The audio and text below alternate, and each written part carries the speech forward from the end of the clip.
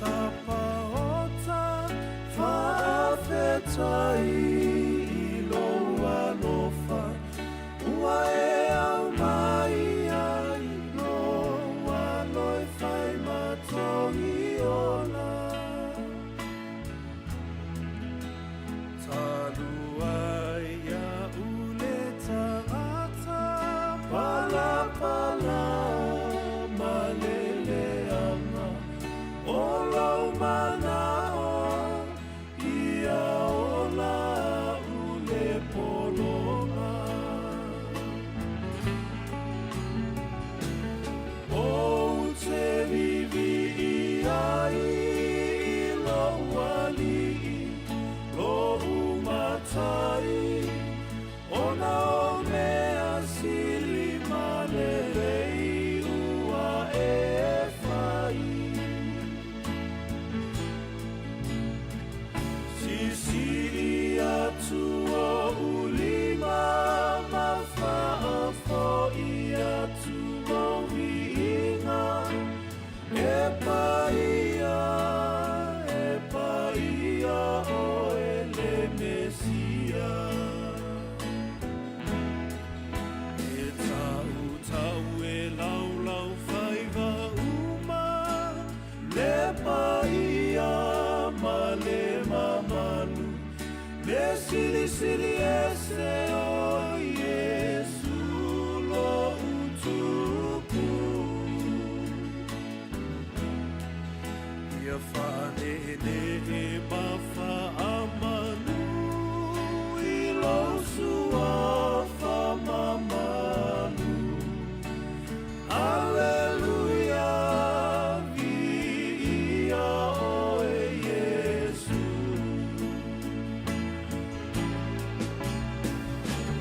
o te vivi ai lo wali lo umatai ona o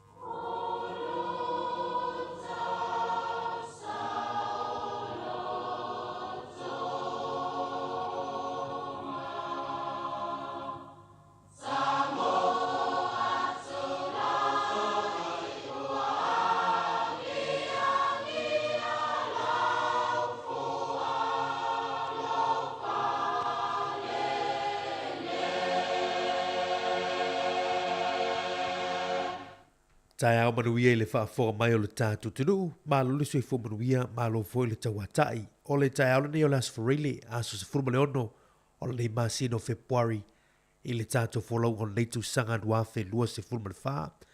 Ma o le tautua ne le siufonga o le mui Wellington ne le Samoa Capital Radio, o toi amatalia lan tautua mo oe, I le nei fo I aso fau. Ala tātou mo mui le tua le tātou sauni ngā lotu wha le ainga, I o lo taita ia lava le sunga le whaafengainga Pastor Tomasi Taito, o le whaafengainga o le Ecclesia Livingstone Evangelism Ministries, I Lower Hutt, o si mai le whaafonga.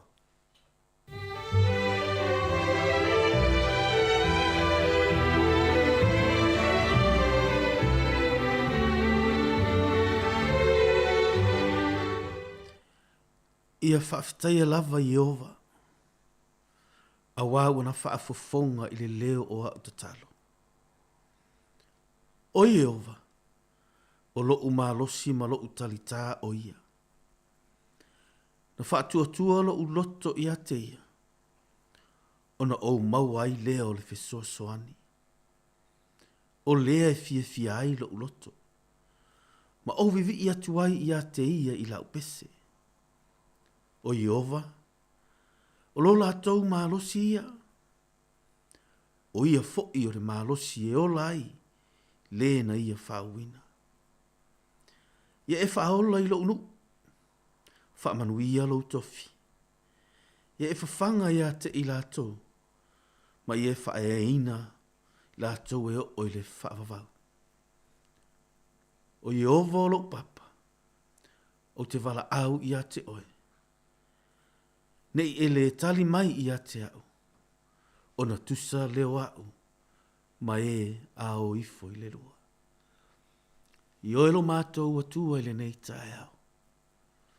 O le papa oe o le ola tanga. O le tali tā oe ia I mātou I aso. Pongi sā po aso timunga. Ma aso whaingataa. O le ai oe mātou te suru whai atu I ai. Wa e tāpena ina. A wāle tangata ua le aiso na wha moe moe.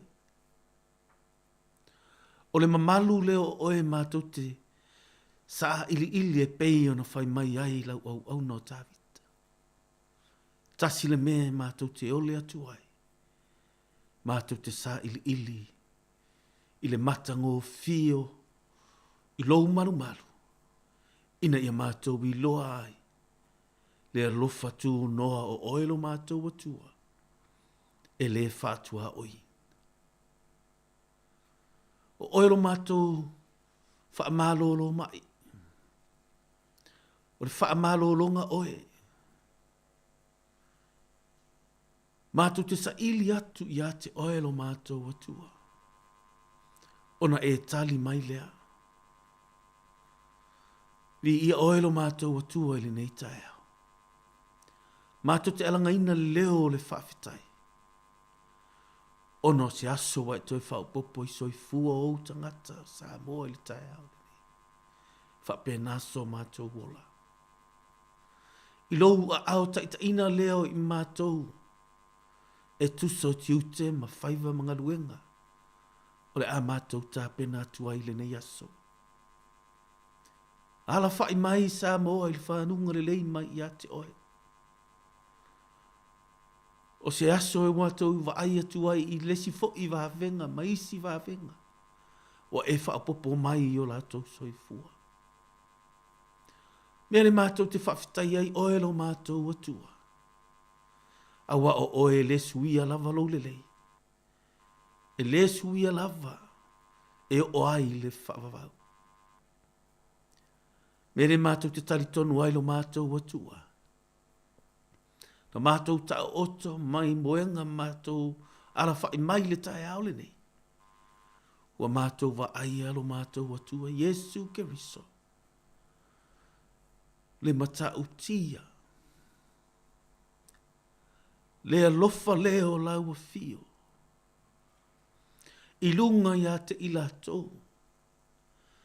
Na fia maua se mapusanga. Nisi na latou fia maua se wha malo longa. O nisi na lātou sa ili i te oe. I se tali. Whaftai lo mātou atua. Wa e whaia i te i lātou. Tu nātu sa moa i te oe le nei tai au. I lātou uma i ngaruenga. Whanau fo i a o ngaro mātou atua. Nisi o i le whale. Manuia i lātou ona o lou lava suafa Yesu. Amene. Pese la tātou haivi i ngai le atua le nei tai au.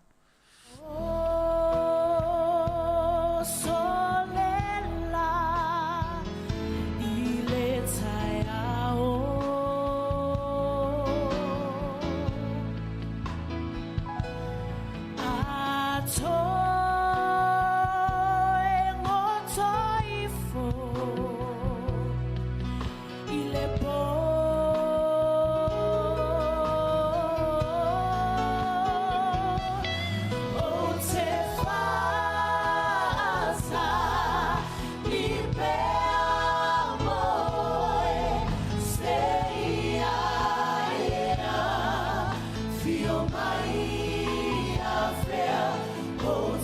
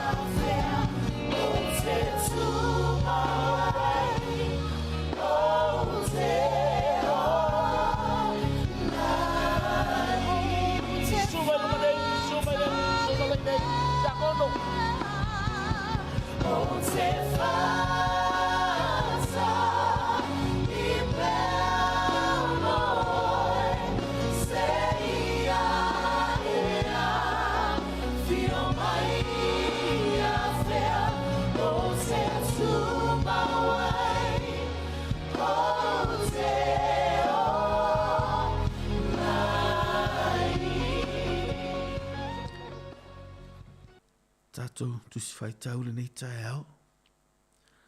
Maua mai le whai vangalia luka rona matau po 5.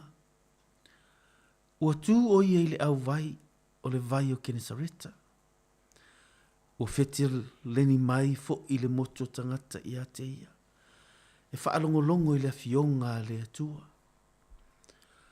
Ona sila fia lea e ia vaa e lua ua talanai le au vai. A wo ese le au whaiva ua tā o lato upenga. Ona maliwane lea o ie le tasi vaa. O le vaa lea o Simona. Ua whaatonga atu i a te ia. Whaititi atu. Whaititi atu le vaa nai le au vai. Ona nofo lea o ia i lalo. Ma o atu nai le vaa i le motu o tangata. Ua umalana launga. Whetalai atu lea o ia i a Simona. I nā tu atu ia i le loloto. Ma tu i fōu tau penga e maua aini ia. I ele atua sa moa le nei tae au. Ua o mai fo i le ungo le vai aso, le whai ungo le nei vai aso. I nisi fo i o le a lo mai. I ngā ruenga, nisi fo i e whaau au. Pei fo i a ona whaau au lava le tātou. Ma tua le nei vai aso. O ke riso i to tonu i a te oe. O i o le wha moe moe ola. O i o le wha moe moe e iei le mana. O Jesu o le wha moe moe e le wha maina le tangata. E suru atu pesa ili atu i a te ia. O le tala ua maasani na wha longo ai. E peia o le tātou le vai asole nei. O Jesu o lo wha moe moe e ola. O le wha moe moe e ola. O whai maile tuspa ia ua o atu Jesu. Ua waa Jesu i le waa. Ua le aisa au whaiwhaifa. O le au waa ua tu ilunga ua tā o la tau penga. O le langona le nā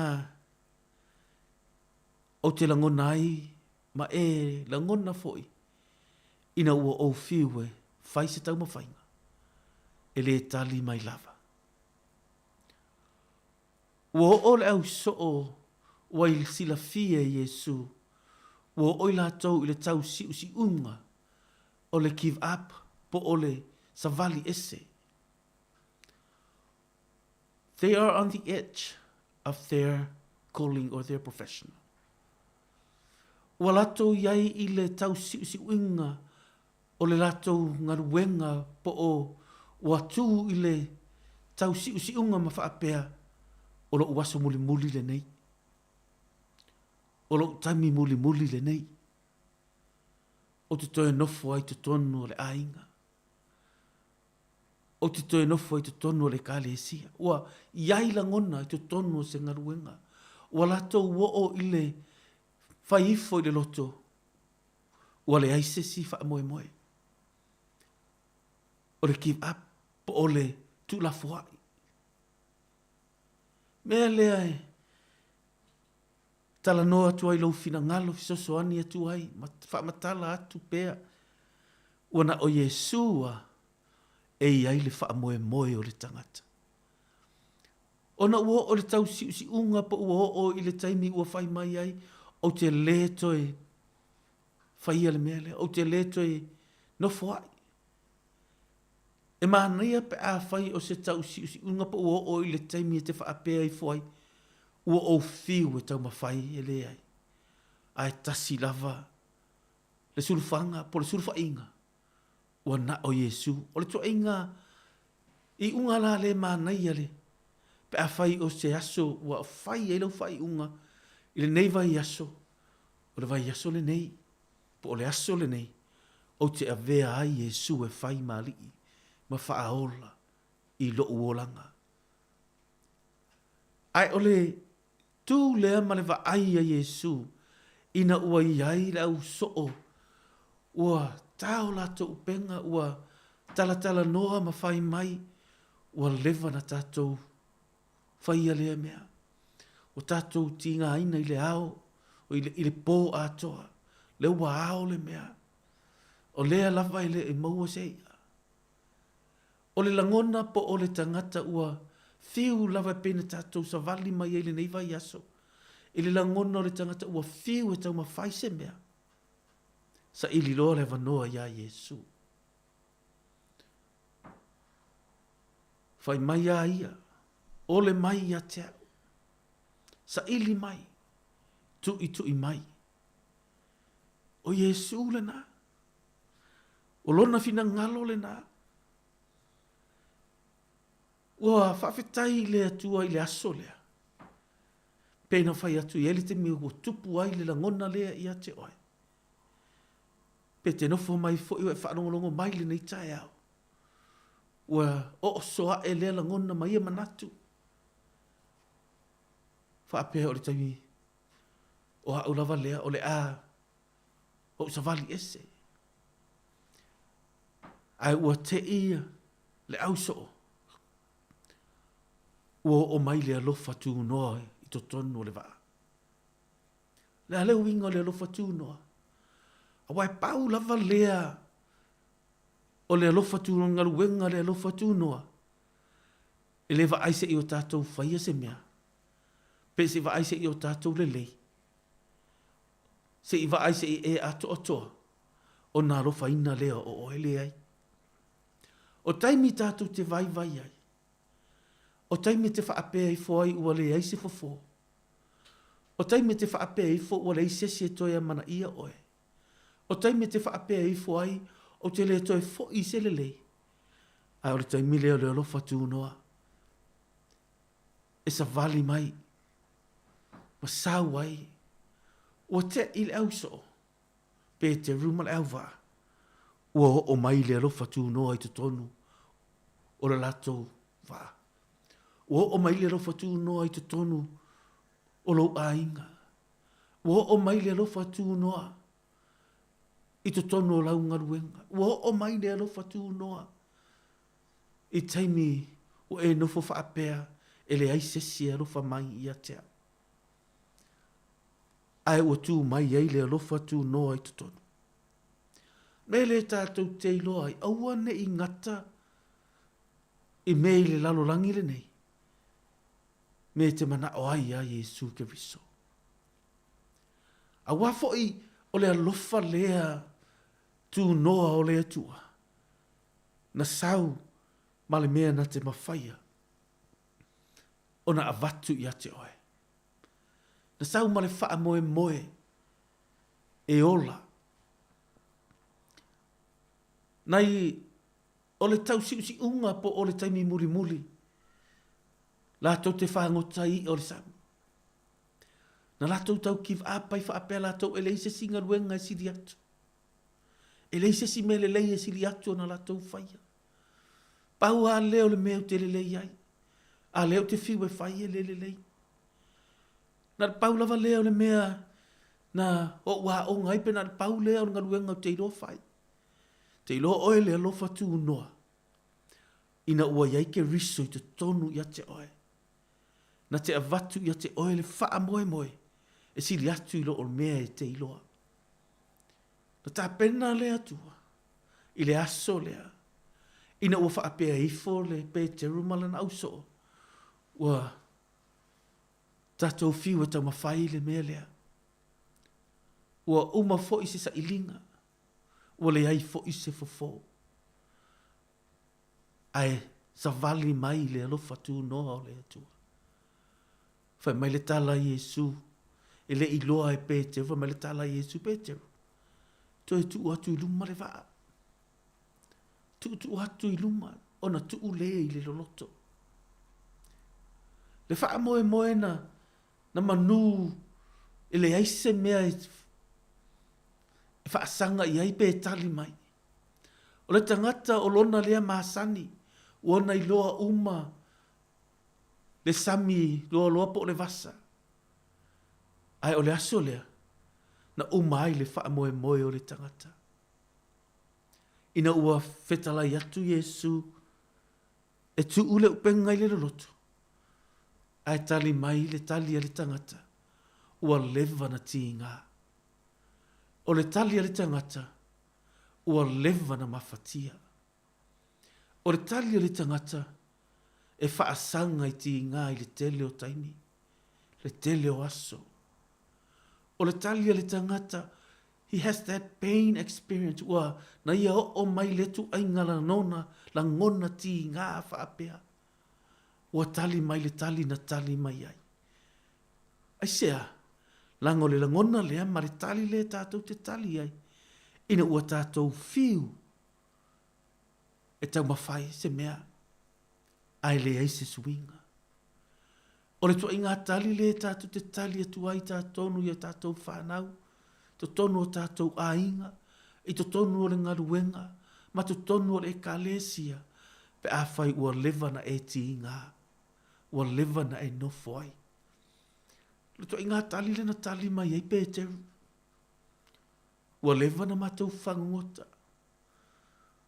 Lewa na matou sautia i le pō. Ua lewa na matou i. Lea ua ao le mea. Ua le aise wha moe moe. Le mafu anga lea. O le tia i o le waa. Ai o ese ai. Ua mafau e le to e o mai ai. Po ua mafau sa ili se si mea. Ai pen o fai atu. Te iloa o e sa moa i le tae aole nei. A fai o e o le to e ngā la ngona wha ape, le to e ngā tali e te talu e te tali ei i to tono lou a inga pe te tali so se mea lava. O le tali mo oi le tae aole nei. O Yesu o i o le wha moe moe e ola. Wha moe moe ola lea. Ua te i pe te ruma au so. Ina ua whai atu Yesu tu upea tongi le loloto. Latau te le iloa, pena ua whai atu, e iei le wha moe moe sili atu. Nofo mawa aile tala mele, whai ngō fie ia, ona e tū lafo hai o se mea. Na whai atu loa Yesu e, wha o ngāre wā. Tali mai oe ave le wā. Nanga le whinga tāna e oe ina se mea. E tu uatu se mea, ave ese se mea. Ina ua e give up mua mua. Ua saule la ngona ua whaavai vai mua mua. Mea le tau, nana whai atu a Yesu pe whaongare vā, whai mai ia, whaongare vā. Avatu. Ave whaonga. E le i whaapena ave onga, ai ona ua ave. Ona ua give up. Ua ave, ua vai atu. Ele ai se wha moe moe le wa alea. Ele ai se wha moe moe le mea lea. Mea le na whai mai ai. Ave. Ma le lehi loe pe teru ma le au so. Le winga leo le tala. Aua na i e tu la fua ina se mea. Ona ua e wha vai vai. Ona ua e musu ai. Ona ua saule la ngona. Tiai. O le ai se wha moe moe. Ai o le aso le na iloa ai masila fia Yesu. Na o mai ai le alo fatu noa i te tonu ole. A inga lea po te tonu o le auso olea. Fai mai lo maretala Yesu. Tu ule upenga i le loloto. Ina ua toso mai. O ka mole ia te mana malama i le tala. Ua punga pe teru le sami. O iwa faa ua mai tala pe teru. Alu e se atu. A fio e se atu ia maa. E faa pe nale la ngona. E o mai le tangata. Ina ua ai atu. Ua manuia le tangata le la. Ile mena ia tau mawhaia aele manuia i. Ua manuia mai le tangata la ina ua tuli le tali ia watu le tali inofo i le sita mai le si ainga. Ai vai atu o manuia ai le na ainga. O se mea na e tu na e ave e sea. Ma e tu la foai.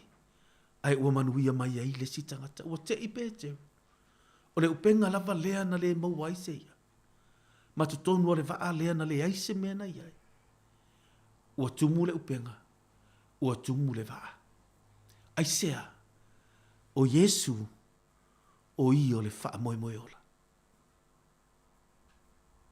Le winga leo le tala. O le a le faa moe moe ola. Fai mailo ma le tala Yesu. Ia Peteru. O le aso le nei.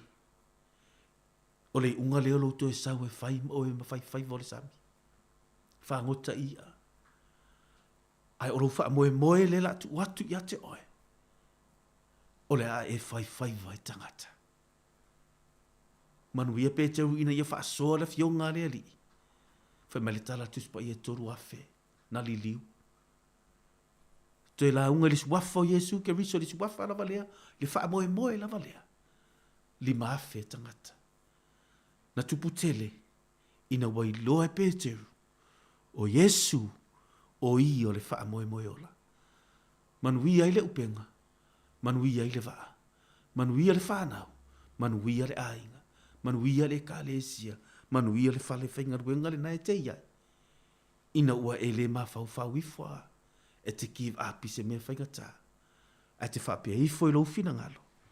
O Yesu, o ia, o lo u faa moe moe, o te o lai, hau, ma lo u ainga. Vi i oelo mātou a tūele nei tae au. Fo i atu i a te oelo lava vi inga. O mātou faa soa i lau upu.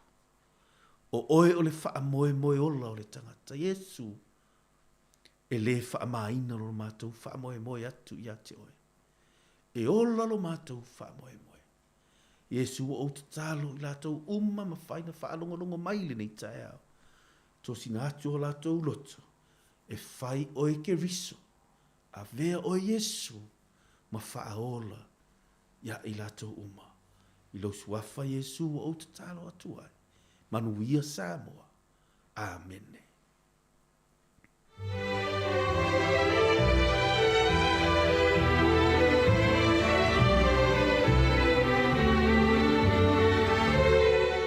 Vi ele tua sa mola atu pele na ufa fonga le tanto tu le tanto sa ni ngalo tu fa ainga ia na taita ile sunga le fa afenga pastor Tomasi Taito o le fa afenga o le Kalesia Livingstone Evangelism Ministries ilo wahat e mole tu langa fa tailo sunga le fa afenga pastor Tomasi ia ona le tapenanga le futa ao ia le ngata ile ia o tapenanga neva yaso ato mai la vela sunga fua sa fi taitunga lo sunga le fa afenga e ala le tātou sau ni ngā lotu whare ainga. Mole le ngā whawtai i whi au, mana wanga pa ia le tua lewa yasu atoa, tō matawina ai fo il whawha maua, i alo tātou tunu o le mātou te talo, i whamunu e tere le tua, i lau sunga il whawhia ngainga le whale tua no whalo, i whapea fo il nā tua tō rovine o lo tō ngā lue ai, i le anga leo le tua whamunu e fo il le tua i lau sunga, i a i fufuanga nei yasu tātou te whailo ai siasu mo mua le vinga o le tua, te tere mai whawau tau tua si ufonga lo mua nei tai hao.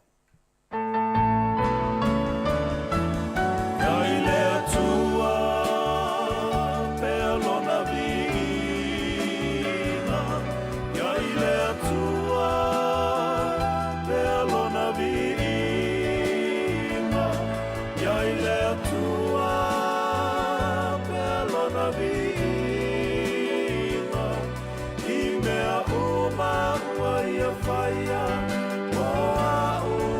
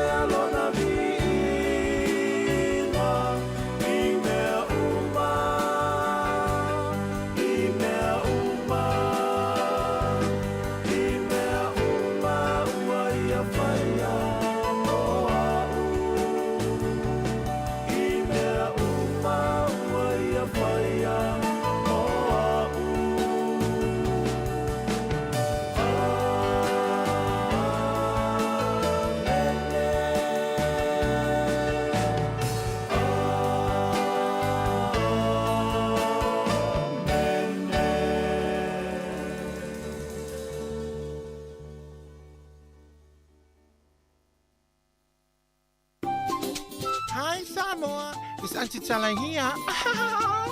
Instead of Fifi Falun, ile atau le tayao. Laugh of the morning. Amak sa may apple feet to the bambao. Sufong lo mua. Atau le tayao.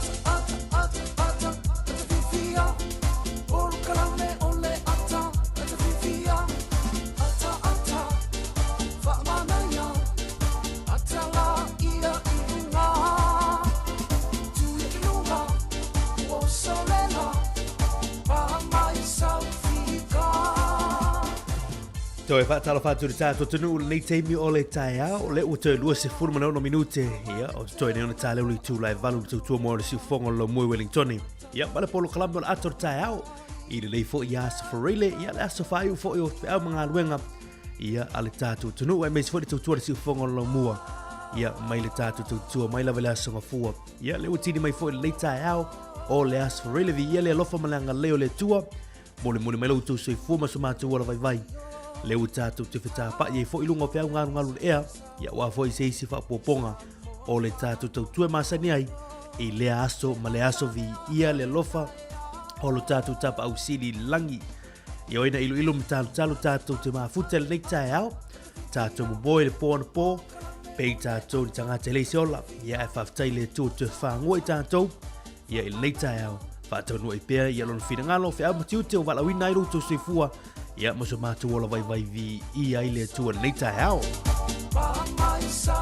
O le whaatala wha masani le tātou polo kalame ia ile nei taiao ia ma le mamalo lau whaingaluenga tofi o le tala lei whaingaluenga le tua ia lo ma futa mai lunga o le tātou tautua nei taiao ma lolo sui fo manuia whaafitai talo nono manua wase manuia o se o tātou tunu ia mo nei ma taiao le whangaruina fo le tāpu inga malo nei o tātou tu asina sina ia ona yo tama na yo tina ma tua ma lolo si fomu wia a fetaile ma futel le taiao de tatu por kalame tu polanga tala vau alon fa na malo se le atunu fa tala fa tu ya tu ila to fo ia na ma a ferai manga luenga le pona po le ma na ma le taiao le wanga e tu ai nga ma lolo si fomu wia ila to fo i wala su fe manga luenga le taiao good morning talofa ia manatu yo lo matatu to fa tu se le lofa malanga le o lo tātou tapa au sili langi.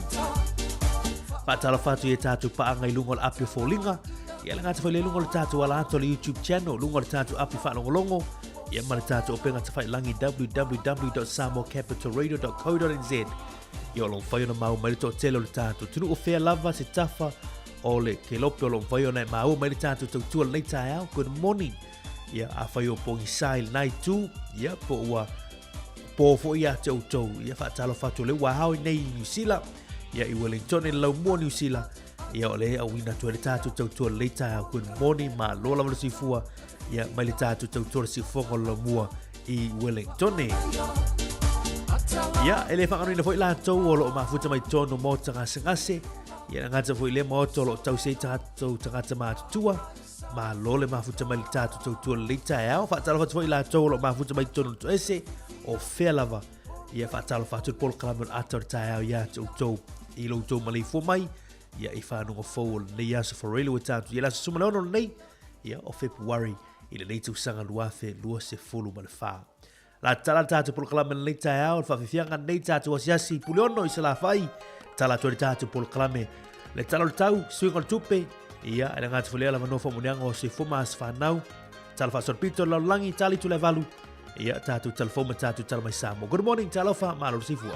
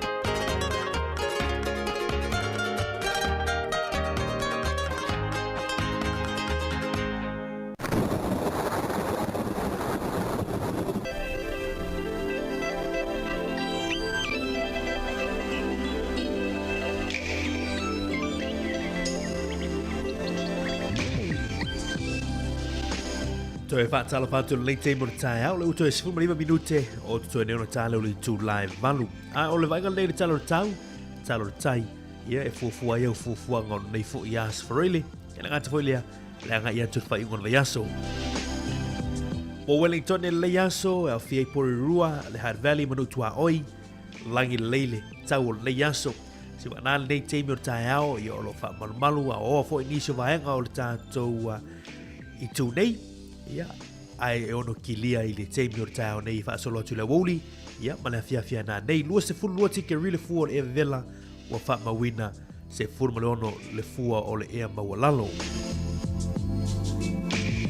o se vainga i le aso tuana i le aso atae au whaasolo atu fo i le aso sa langi lele tau mo tātou i nei lau mua ia ma nei e fo i le tau wa fo i fufuanga whai ia a ainga i na ngata fo i leo e kālesia ia mafuafuanga o le whai ngon nei fo i vai aso o se vainga i lao te lengo le atunu le yaso i au te ronei au kilani ia olo o walu i mai ai ono te ulu ti munga va solo le yaso mo utou ma ia le mato la si teimi o le awoli ia fa solo atu i le afia na nei i nā Hamilton langi lele tau mo utou Rotorua, Gisborne, Napier, Mastone, Palmerston North ia mana ia le sama mātungo fio le lae le yaso mo utou pei o na wawai atuai i le reporti man official vai tau. I le tu pito i sauti o le atunuu, ia i Invercargill, o bena fo i Stewart Island, langi le yaso nei mo utou, mātungo fio le sulu le lae. Nai Clays tete, ia i le no fuanga o lo tupu ai nisi o afio lo sao le teimi nei, o lo o nei teimo tai au la fiafi, po le awuli ana nei, ia o le a vai le mato le la. Lua sultasi tike rile fua le vela, ia i nai Clays tete le i le yaso, se fuma le fa, ia le fua le mawalalo lo fa mawina, ia mo Clays tete talo sia, ia i vave o tine ia le mu, ia malea fio lo sao ai, ia te utau i nai Port Hills. Tātou se atu Samoa no tātou tunu le tai au tu sai ma le talo tau i le afo lima tau nei na tau mai ai. O se vai ngo fitai ingo sa vili ma timunga lo i pei lungo Samoa mai a fie le atunu i timunga ia wha pea foi sa vili e wha tau i niso taimi. O lo tu mau pela pita ingo timunga mafa ia malo wha malo sia pea vaenga uma o Samoa i tu langa o lolonga ia ma vai tafe uma wha pea no fuanga ia fie ngo fie. Mo polo masawai le yaso ti bunga mafai ni so taimi pa pea nei wila mafai tili e ono yai e fa tau foi savili ni so taimi e pe ona wina watu el reporting na mai le official vai tau Samoa. Ile talo tai ia mo tato i Wellington le yaso o lo pele tai i Wellington le taimi nei o lo pele tai fuafua sua i le afoli tula sumartasi tau nei. Ona toe pelea i le toe wata i le tulai ono, i le fiafia na nei, ia whato a toe sua lea i le toe wata i le tulai sfurman lua i le poa na nei. Mo mana por rua o lo suara tai le teimin nei. O lo suara tai por rua le teimin nei, pe i le toe wata i le tulai iwa le tau nei, i le toe mau, ia pe a malesi a whai tula, ia ona pele o le tai, ia i por rua nei. Ona toe sua lea i le awoli nei le te o le tulai tolu. Iwa minute te le tulai tolu. Ia ona toe pelea i le toe kuata i le tulai iwa i le poa na nei. O se vai ngana i le talo le tau, whape fo le talo le tai. Ia i le fo i aso i fuafuanga whai o le tātu. Turu, mana tua le saonga le mui luka o ngā sami. Ia ma vai mo i la toe whangau taina ngā tai whale. Sili lava le puipuia. Ia i lo le tupu mai whale tonu. Ia i leise me mwhai. Manuia tele le aso i le whaafoma le tātu turu.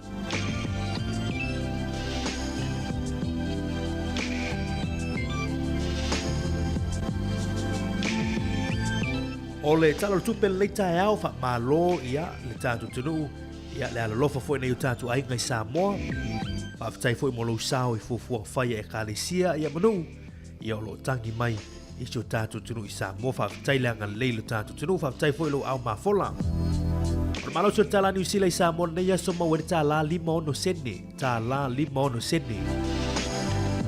Malo so tala New Zealand i Australia mawele iwa lua sene i le so iwa lua sene ia male ono sulu sene Amerika ia mawele tala New Zealand ono se fulu sene i le tala New Zealand ia manuele le yaso la foina o tu seleni a tailanga le tasi tala New Zealand mawele tala 5 ono sene i Samoa asiasi lungo isi ia upenga tawailangi ia manisi o fale telefoni ia ma neia la to Rachel o iai ia whawhai ngō fie fo inisio tūlanga i whao ina upenga tawailangi la fo i tu seleni ia ili tau savali fo i fale o loa.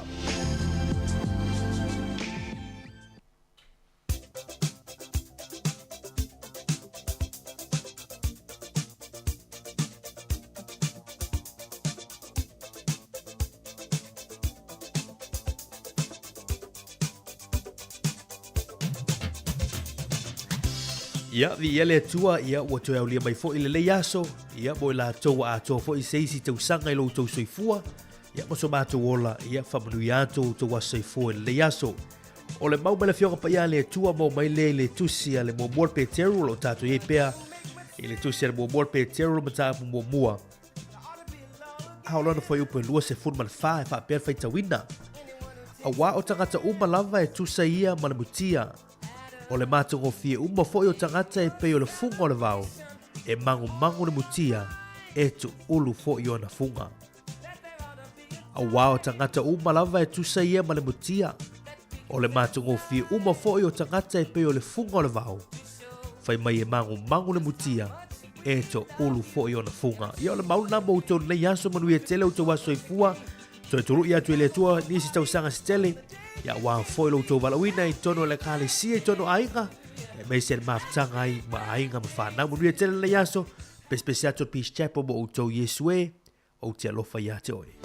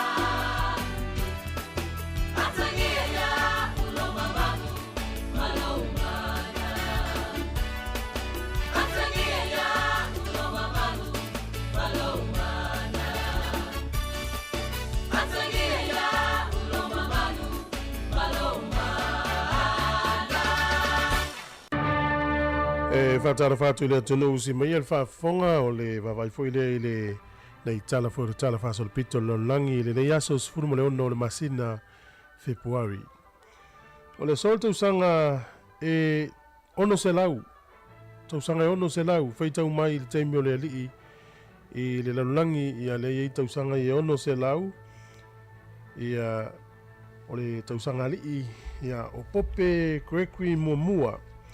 Na ia whai loa i le so o le tali lea e tali atu ai se tasi pe a mafatua se tangata. No winga ai mafatua pe o te mafatua. o le tali le nei na whaongaina e Gregory Muamua, le pope na nā taimi, whapea mai, God bless you.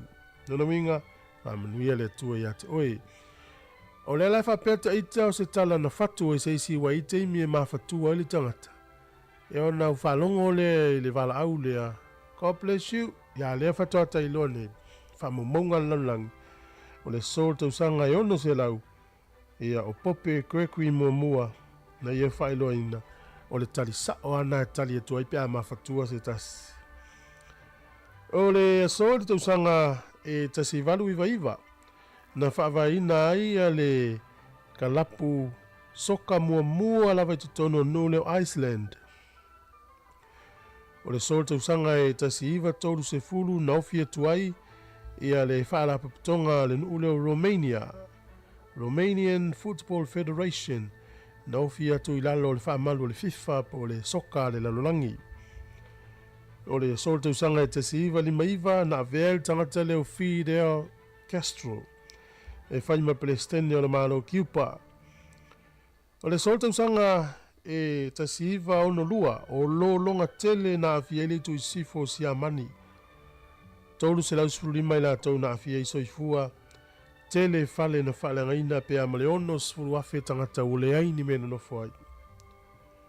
O le sol tau sanga tasi iwa valu tolu, na pa utonu lava ile asolulu o se afi tele na mu ai Victoria, ia mare tu isaute o Australia, fitus furu soifua na afia ai. Te le o le afaino Australia yafi o no teimi nei o le vevela o le tau. O le asole nei le tausanga e tasiva i vatasi o vale le tau a Amerika ma pele tania na la tu i pomuina te tasi o pitonu o Baghdad le teimi lea o le taua lea o le Kalfoa po le taua o le vaifangaloa i Persia, vaifangaloa. E vapes furu tasi a tangata sevili na marili wai. O le sol tausanga tasi iwa i vavalu o se vaalele le kompania Saina o le whainga malanga ono fitu ono. Na pa u i se tasi ia o ai e lata ane i le se tasi o malai vaalele i Chiang Kai-shek International Airport o taftafa la malai vaalele na pa u ai le vaalele le. I le so maafia iso i fuo tangata e se lau iwas furu male ono sa i lungo o le vaalele. Ma tangata e to ono sa i aile lau ele ia whaina to iso i fua ina wapa ule vaalele le nei.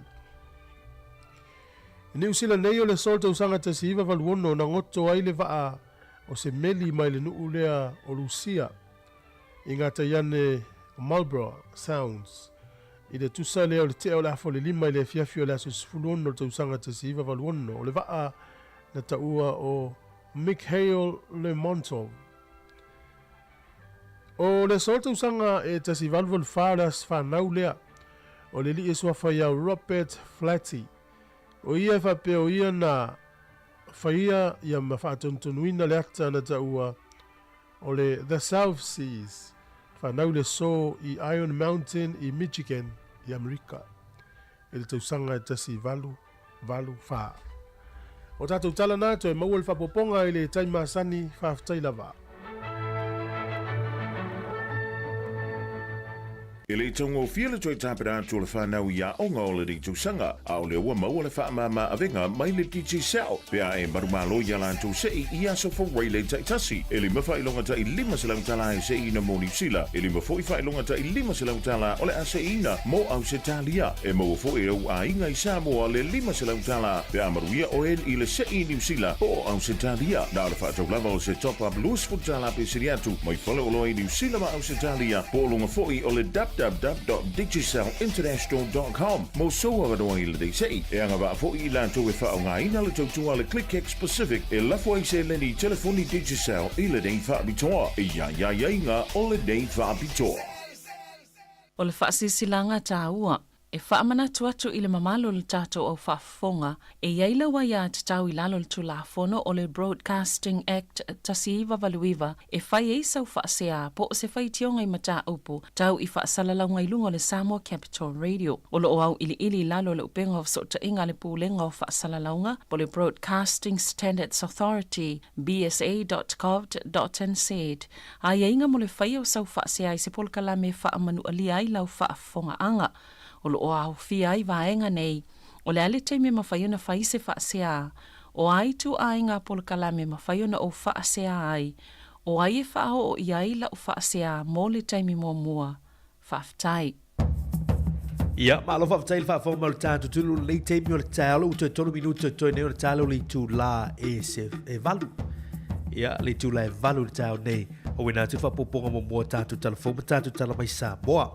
Ia e te wha malo atu le tātou turu nei teimo le tāo, o le wha tonga le tātou puru kalame, o le afoli tu lai valu le tāo nei o le a whatasi mai ei, ia le a fionga i le prestene, ia o le asosio tama matene tuai, o le tātou kolisi i o a vele, ia le tō whai a tunu mafono au i matangi Ken a kui, ia le whai o na yeisana saunoanga wha pitoa, ia i le wha fōma le tātou tunu, le mai ai foi, ia o le wha mua le tau sala a vele lea sa wha tinoina ia i le vaiaso na mawai atu nei ia turi tau mai la fori tu le valu ia le saunoanga wha pitore na ia mai le fionga prestene ia o le asosio tama matene tuai ia o a vele i Wellingtone a fali tu la iva ia o le tatu poroklame masani ia o le poroklame ia o tala laulunga o le vaiaso a fali tu la sifulu le poroklame le asisinga i mota ngase ia ona wha solo tu pele o tātu tautua ia mōle nei foi tae au ia manatu ia o le walu whaivala nei o tātu mātua ia i tūlanga foi ia o le mālua o tae au le breakfast ia mō foi sina wha sina ngā mālosi ia wāwhi au mga luenga o nei aso lo fi tai tū ngai mo le tātu tunu whanau le ua sauni atu ia o onga le teimo le tae au manu ia tele ia a onga ia matūlanga ia o le aso muli nei ia ile lofa malanga leo le tua fa fetai le tua ia utatu tau lia au lia mai ia le nei foi fai unga vaiaso ia ile lofa malanga leo tatu tua e wi lava inisio vai ngolo tupu i tatu tru ia malalangi lo tatu nofo ia o mato nofo mo to se fuai ia ai le tu ua ia le tu langa o fa fetai le tua ia i mele lei ia me matautia ia olo ia faia mo tatu le taimi manatu o le uta pena mai tatu telefon nei tau li tu live valu ia le pol kalame o tala mai sa mo ta pena le sunga ia ta se salem sem ia le ngata foi le tatu telefon ta pena ina e savelina kasiano le foi tau usi mai fa fo tatu tunu le uta tonu li tu live valu usi mai le fa fo ponga i tatu telefon ia i le foi tau las rele fa yo te foi al welcome to te ia o le neva yaso ia le tua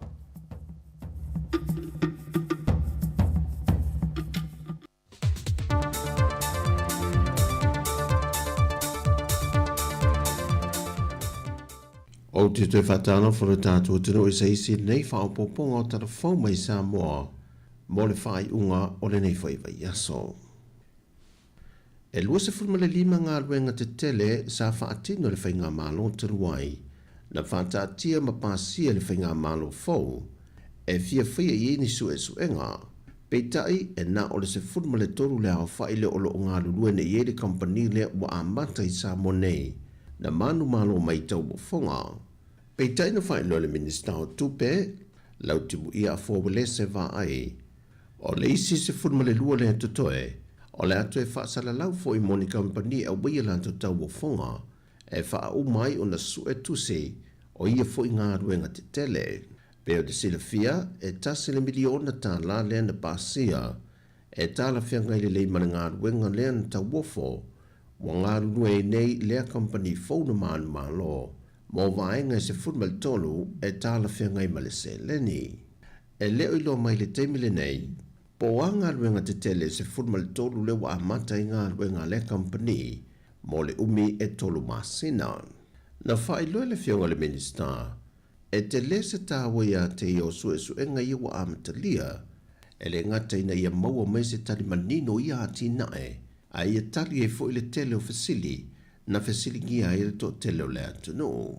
Whae loe lau timu ia, o le mahe a i o su e ia o le atu ina mai ai fau tuanga mai le au su e tusi lo ngā nunue le te mile nei, E di tūlanga wha le tonu e maue la tō su enga, e vāwa ai ai le wha le leia lea o tūlanga o le ngā ruenga le anga i le lumanai.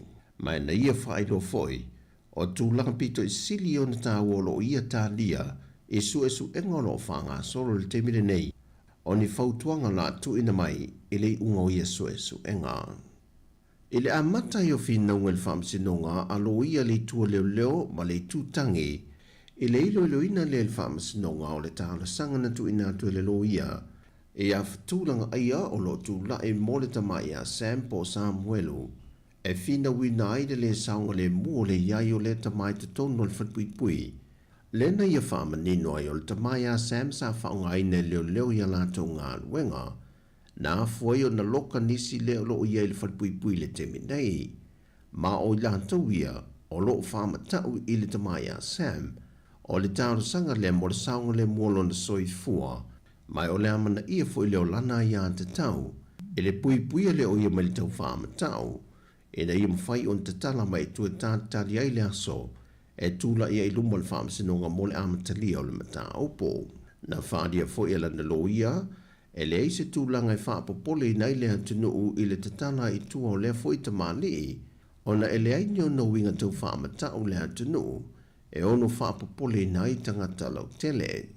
Peita i o ia tālo sanga umana te ena e le lo ia o lo tūla e mo le tua leo, na ia fōla sia e le tala anga atua o le fo i tamali, e lona soifuanga i temi na loka i le to ese, na whaalua o na sona ese, e au fie mamorianga o le whao mea, whao popo tu ye mamorianga o lona fia o le ni whaamtalanga tau whaasa se, e tu i nātu le matanga luenga o leo, e whaasanga i se tasi.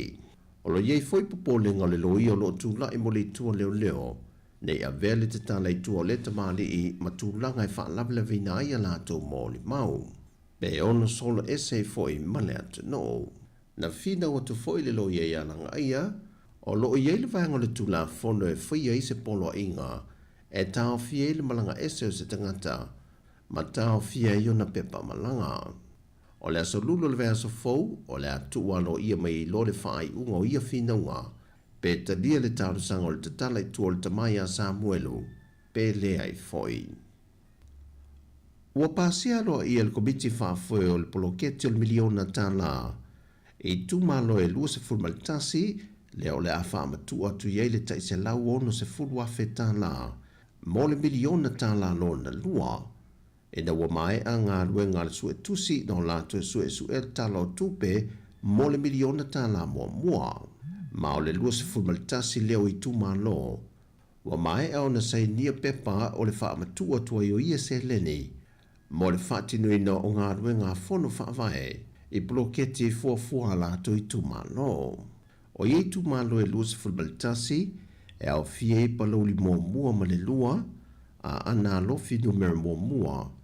Whaasale le anga wha, nganga e maunga numero lua, loto whanga, whale a lupo, vai maunga numero tolu, a ana lofi numero mua, anoa maa mua, whale a te lua, whale a lili lua, sa whata numero mua, whale a ta mua, anoa maa numero lua, a le pata i tupai lunga, vai maunga mua, palauli tolu, si umu ma whale a ta wha, vai maunga numero lua, ma vai maunga numero wha.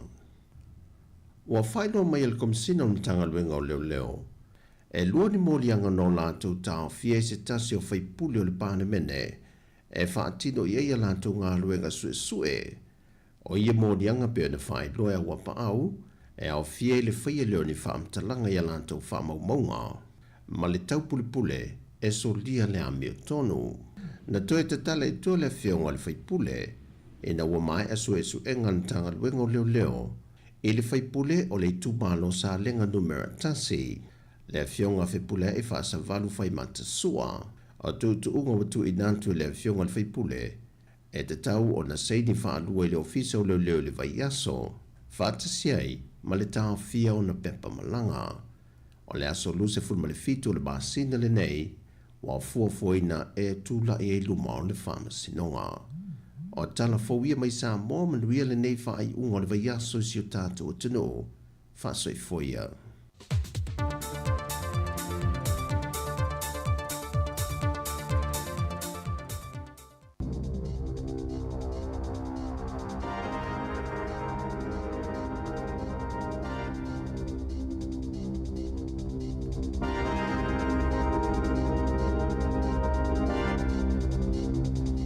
Talo flava fa poponga o talafou mai le si ufonga le lau mua, mole ne ia safarai se fuluono Februari lua felua fa.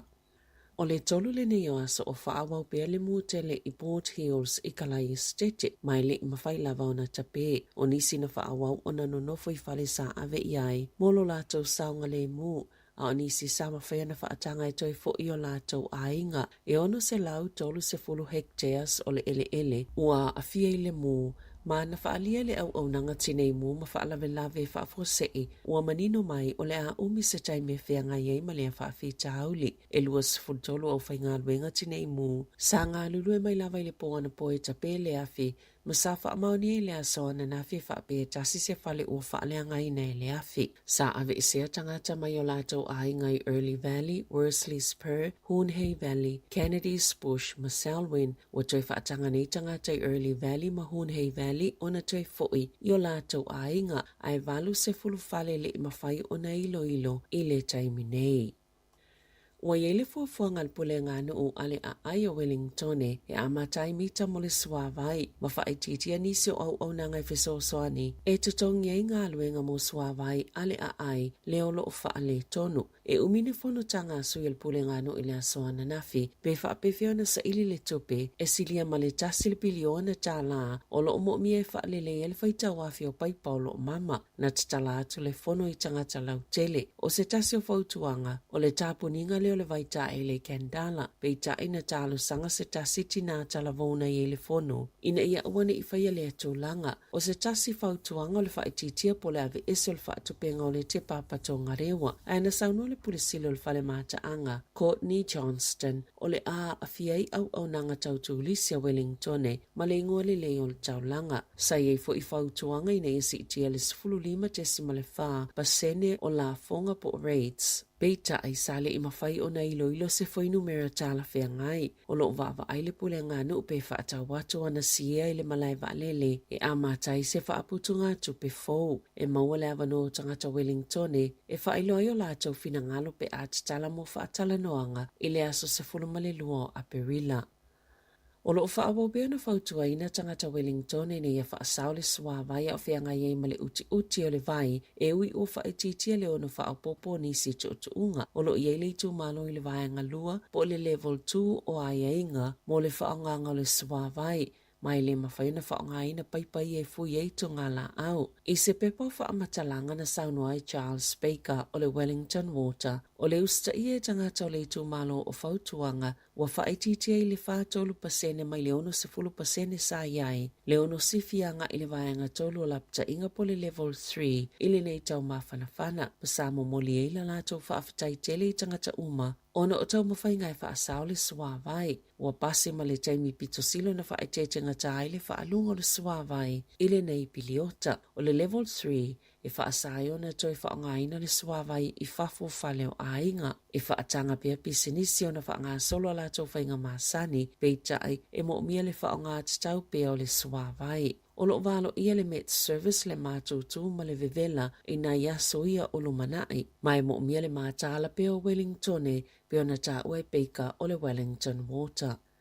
E silia ma le se fulu li maafe le au whainga o tupulanga I lalo le sefulu valu tau sanga le mātutua, e le vale ta ilua sefulu ma le ta ilima se fulu I tō la, e whainga alwenga I le vaiaso au whia ngai maa onga, wa whaalaulo le whaala potopotonga le Child Poverty Action Group, sa lātou li poti o lo su e le o ngaonga le tūlanga wa yeile a whaafita hauli, ma ua lātou vala awai, ina ia vave whaia se fesoso ane e lango I tamaitia onga, o lo whaaoa o lātou taimi su e ai, talu ai whaafita hauli tau tupe o lātou ainga, na whaamatala ina se tene te vasenga sfultolu, I le kolisi o tahuhui au kelani, a umalana onga ona amata leo lana sifi le KFC le whai le afiafi, ai mana vai le se fulu i le pō. Ai o whai unga vai aso, whato amana vai le tasi le vaveao, e wha se fulu i tūla e whai ngā luenga ai i le vai aso. E tele ina le la vape alu i le a onga, ai alu lava ona mana au ia i ulelei. E ei fo isi te mai te ngā lulu e te ilua sifulu i tūla le vai aso, isi kamupani. Na whaalia le minista mo le whaatitingo le mātitiva o whanau, Louise Upston, i le leite o New Zealand, e elona teletonunga e mawhaia ni polisi le malona fsoswani. E tu i titia le whaafita o le taunga tau le soifuanga, mai elona teletonunga o le kilea mo ainga e maua la lalo tope maua. Ma o le awala pitosile o na tala whianga i fufoi le whaafita auli. O le whainga aluenga o mātua ma si itia lato tope maua, ma vaava ai fo i le malo e whaapa ule tau o le soifuanga. O lo fautua ina i le lipo tili si itia o le tutongi a mata, i le luas fulono tala i le to la. Beita ina ta ua le minista. E le se fuafuanga e whaiele atulanga le taiminei, mai le fo i se fuafuanga e whaatulanga ini alauni mo tamaiti o lo o i kolisi. O le a whaatapula aina i le fitu whātau sanga le matua o le tina apo le tamaita i anga wa i le whainga o whaata o le susu e au noa ma se tutongi pe o na whaasilsila le malo i le aso ana nafi. O se folanga le alvaanga whaupwhaia le national, sa whaia le whainga pālota, o le siitia mai le ono iwa, anga i le fitu whātau sanga, sa iese li po te tau sanga taluai, sa whaingoa ina i le whailonga lano, o le polka lame o whaatau suso tina matamaitai, masale i whaia fo i whautuanga i whaalilei ai mai le sifululua tau sanga o toa nai. Sa ta ua fo i le li po te, whaafita auli na afiele polka lame o na olako vitus fluiva, leana tuaio na whaia whaatau tina matamaitai, e lima se foloafe. Na whaali e Dr. Nick Chamberlain. O le lui tau te leo le awhianga i ele si iti ele fitu whātau sanga le tapula a moia whaata. O le sa ilinga leo ni tangata whainga luenga. Beto samalto o lima se fulo le amo o mia. Whaata se mau whainga luenga lango lango. Whaapei ma le whaalau te lenga o nisi o no fuanga. O lo whaatino ai ia whaata.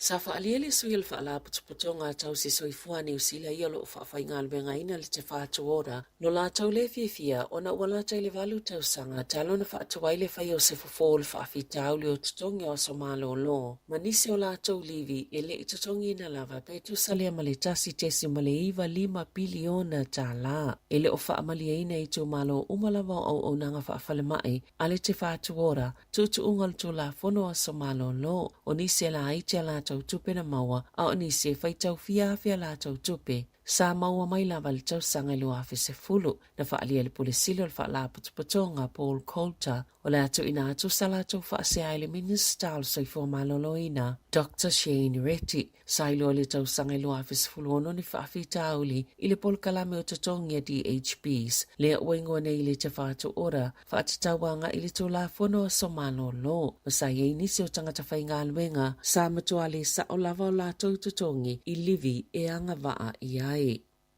E maua ele foi numero tangata Citizen i New Zealand na tuua le atunu le tau sanga lua whelua tolu e fast fulfitu wafe leo fa ingo tangata New Zealand na tuua le atunu le tau sanga e o mai le fai ungo te sema ai se lau fitu se fulu tolu wafe tangata e leni New Zealand sa taunu mai e tu sai ma fa maunga leo fisa foi numero fa wina New Zealand o le lua ile o masina susoo o pa ule foi numero tangata malanga mai ile tau sanga pea ave esel foi numero tangata malanga ese atu peita i o la tala tape se tūlanga pito mawalunga, le se laulua sifulono afi o tangata malanga mai, pe ave esele numero tangata New Zealand satu ua le atenuu.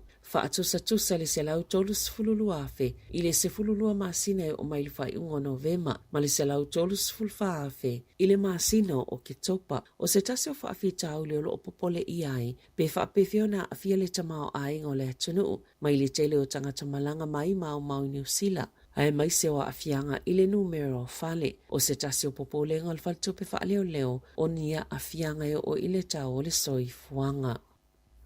O tutuli pe fa malolo mai le kolisia apahat ni tamaitia onga se toolua na ofie se os fa inga na fa ise isi tamaititi o lo so eina leo se ata video o lo va ni tamaitia onga se toolua o lo o fa ni fa inga fa o lima ise isi tamaititi onga a o mata i nisi na ta ua le pole a onga sa fono le komiti fa atonu i le pole a solulu ma fai e le a fai unga. I se tusina tu ina atu i le a onga na fa alia i le pole a onga sa ngā lulue matamaiti ena po e ina le ngā yoinga na faia be o nisi fo ina o lātou fa asoina le fainga o ia ngā yoinga sa ia talo sanga i mātua ina ia tala noi o lātou walo e fa atatau i le tu ilunga o penga ta fa ilangi o niata e fa amanu alia isi tangata masa ia una ina fo itamaiti o lo o tutupu ai ni a mionga fa apea ina ia tala no atu.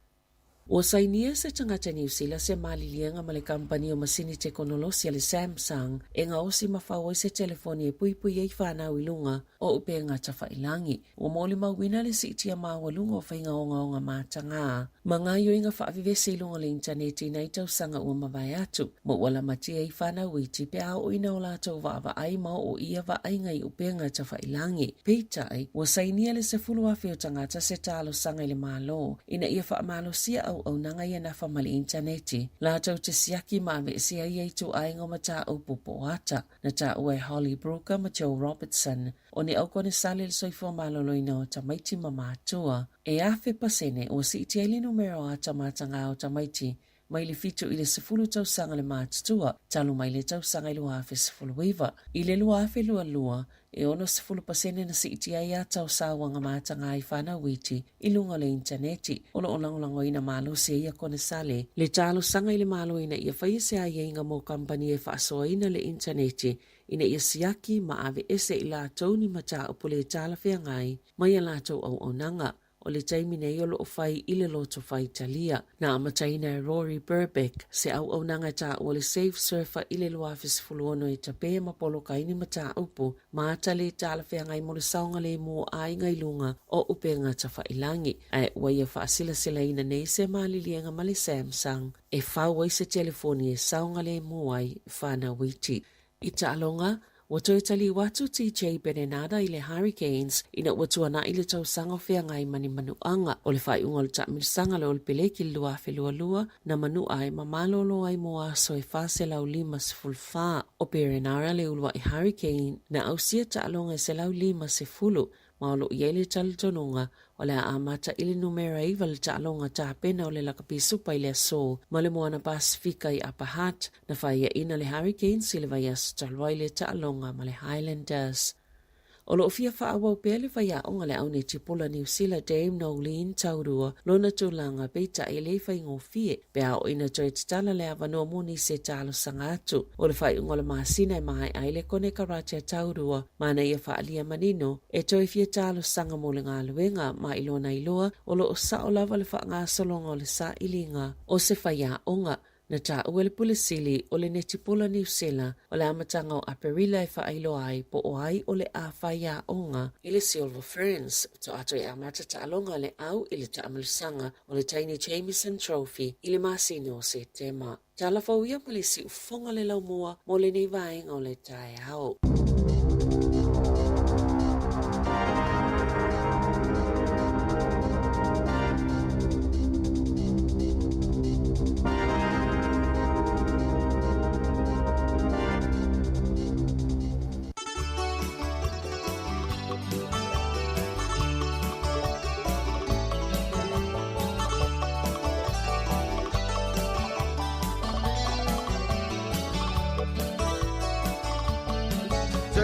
Lingo le alanga ua so o ai tu vasa ua lolomo i le atala ua moe nei fonga le fasa o tupule fai vau tama o moli ala au i fonga tama whana au la mana o sapisa moa i le maasala wha Mali e toa malo tau, e atunu ua o tamawhana, e whaai a ea, masiki oe i le vate a tea. E langona lava i si o toto, e te ufatu sa moa i tō loto, wala i o na e malo, o tō whaiwau a le mo e malolo.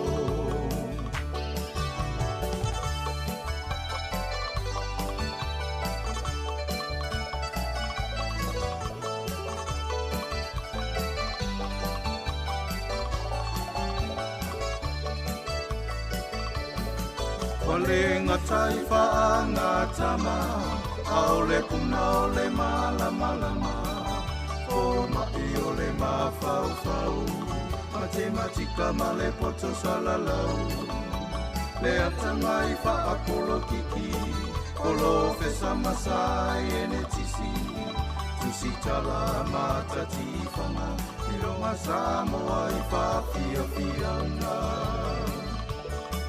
Ua sisi wala ole vau Nai nei o sale vau E tapua inga E tupo tuau Tota aina tu i whangalilo Aole nei lava wa whamanino O tō whaai e Samoa Ma whana whaau i le whanimo nimo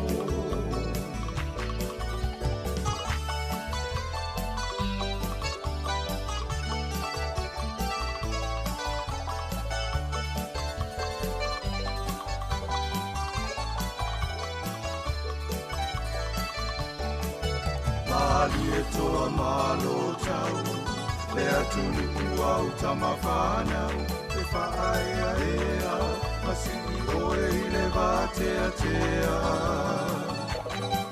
E langona lava i si o toto E te o whatu Samoa i tō loto Wala i ona e malo O tō whaibau ale mo e malolo Wala i ona e malo O tō whaibau ale mo e malolo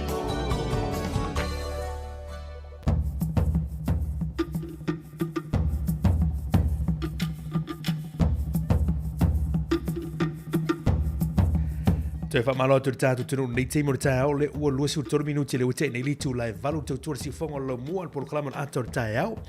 Na ua tau runga atu vanga mo mua tātu talfoma tātu tarmai sa mo tā peneina le sunga ata se Salem Sam. E la ngatu vele tātu talfo tā peneina e Savelina Kasiano whatalo whatu wopa anga nei teimo tāo. Whawhatai ia mora tāpo inga i le tātu tunu. I re manatu le uta pena mai tātu whatatanoanga whapitoa sau noanga whapitoa. Ya, ala fionga Prestene o le tatu asocio tama matene tuai o Kolisi Avele ya le tofai atunu fono au mtangi Ken Akoi ya ila minuti o leo topu mau ya on tapena mai le whaafonga o le tatu turu e ile whaasau noa whapitona ya ale fionga li Prestene ya ae la to muatu ya le tatu poloklamen na ya ile pespisenga nei ya po vivi inga ya o Kolisi Avele le tau ile whaafonga o le tatu turu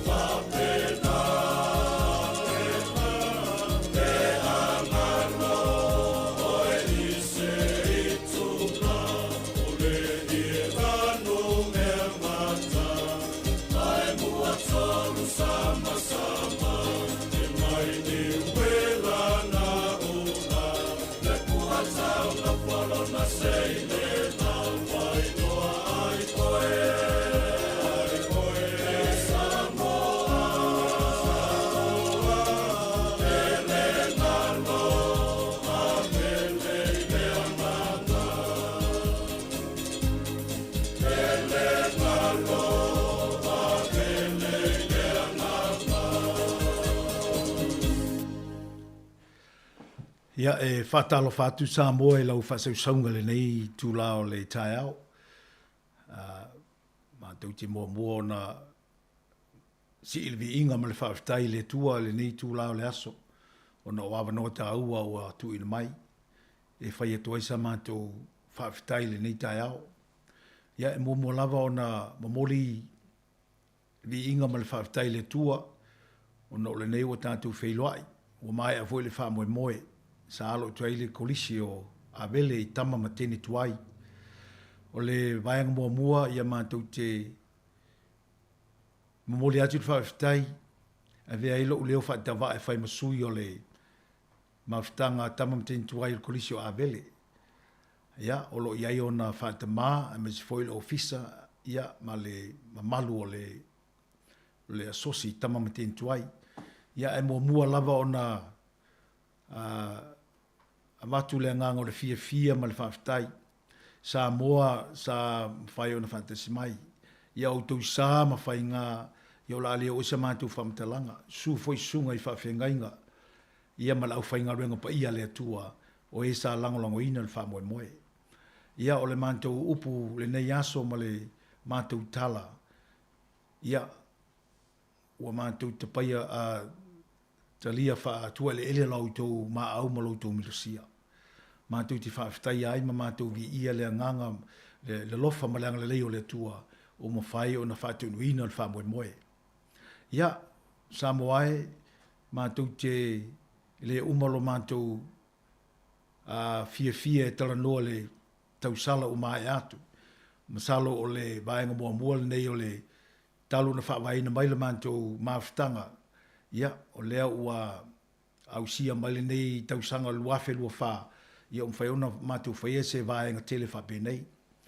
Ia, o le mātou whaaftai lea nei tūlā e langona i le lava mātou upu. Le lava mātou upu e mole toilo mātou wanganga fia ma le whaanga e tia.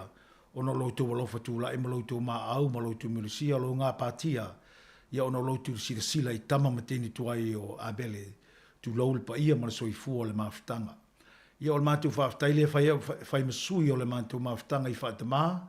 Ia e me se fo le mamalu ma le lo o le mawhitanga. Ono loutou mā au, ma loutou milusia le tausala. O tuanai i le aso tōnai na tuanai atu nei.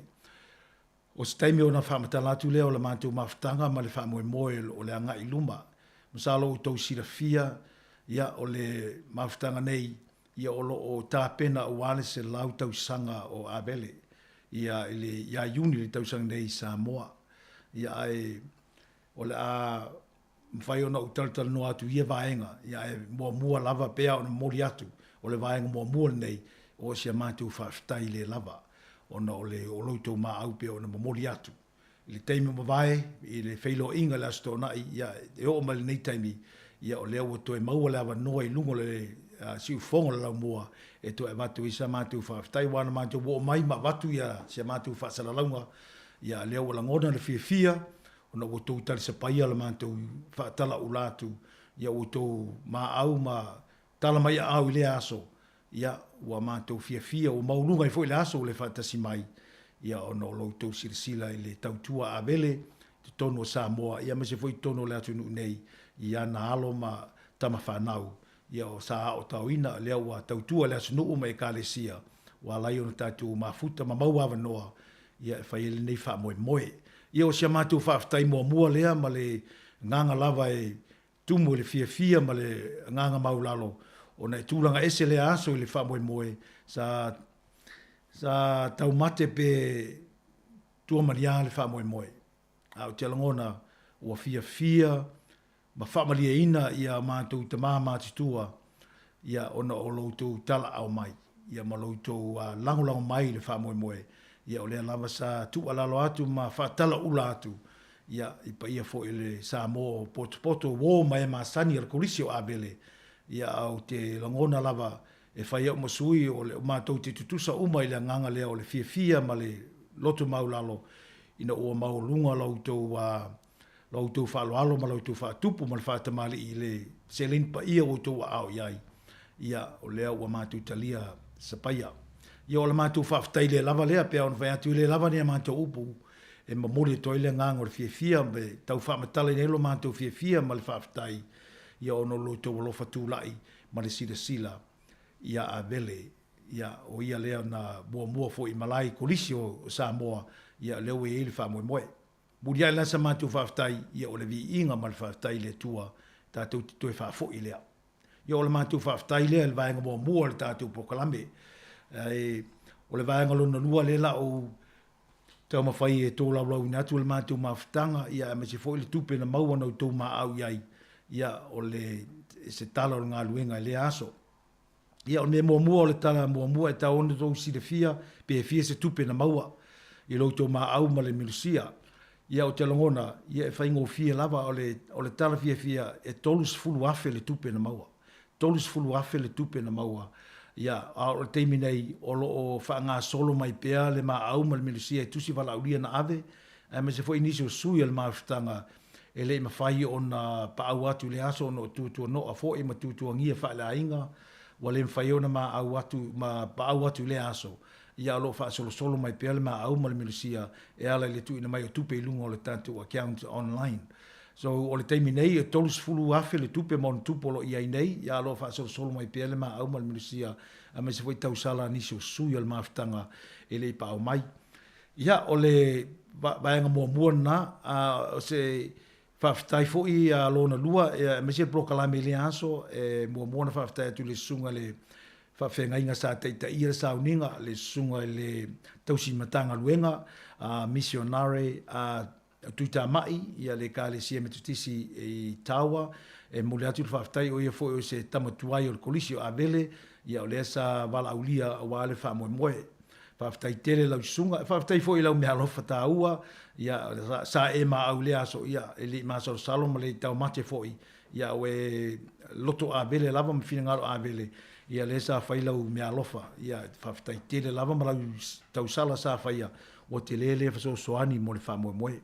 Ia na wha anoi mai ma le pa au mai nisi fo o ta mama whai fi au fo o le o lo mafuta mai le mafutanga nei, ia a me se foi se matu te mama tua le sunga le tue ina ma laki moai ava ia sa mailan whanau o ia foi o lesi tama tuai o avele ia sa whanau mai o no tutuangia o le kalesia ai o lo o te tala peasi o tatu wavanoa ia wala tatu ngā lue fantasi ia mo nei mata ia mo le whamoe moe ia o le whaftaile le au whainga luenga sa fantasi atu lona lua le matu whaftai o le tatu sponsors ia langona le fia le ofisa vaalele leo le Fiji Airways le ngate latu sosoani mai le whamoe moe sa alo atu ai Australia le ball sa whai Australia sa matu malanga ai ia sa latu sponsor mai fo i le return ticket sau mai Sydney alu i Samoa to fo i Sydney ia le fu to sosoani mai le ala o si lunga latu sosoani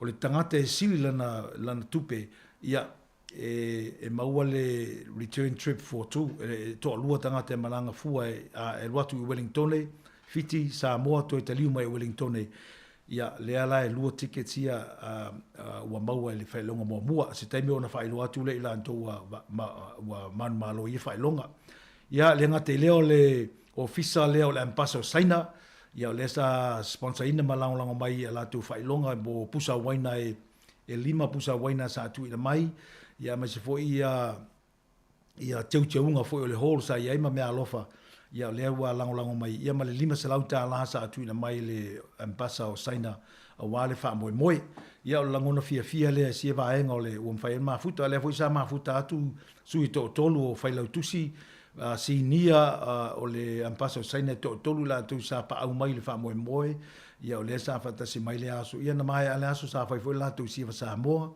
ia ma fia ia ma mai alta moftanga le aso ia na mantu fa ma vai le ia o le sponsor lon tolu ia o le official lo ia le i tono Wellington le akuiloa ia o lo tautua pe ia le sa mo foi nisi fa longa so soani ia o le sponsor ino le fa moe ia o le vaenga na o le tatu sponsors ia e o pesa o fa mtalanga i le fa longa ia wa lima fa longa sa tu natu fa longa mua lua e tau le lima ia o le whailonga mua la lea sa whaamonuina i le tasi o whaatama o le tātou mawhtanga le fionga ia o le whtalainga ia whaletangoa i lupe moananu ia o le tupe lea sa maua ia na le alo longa tupe e ono afe 5 salau 11 futa la ono afe 5 salau 11 futa la le tupe na whaatupeina le ia le tausala falatangoa le sa man malo ia sa ia maua la le return trip la le Samoa e ala tu fiti ma le Fiji Airways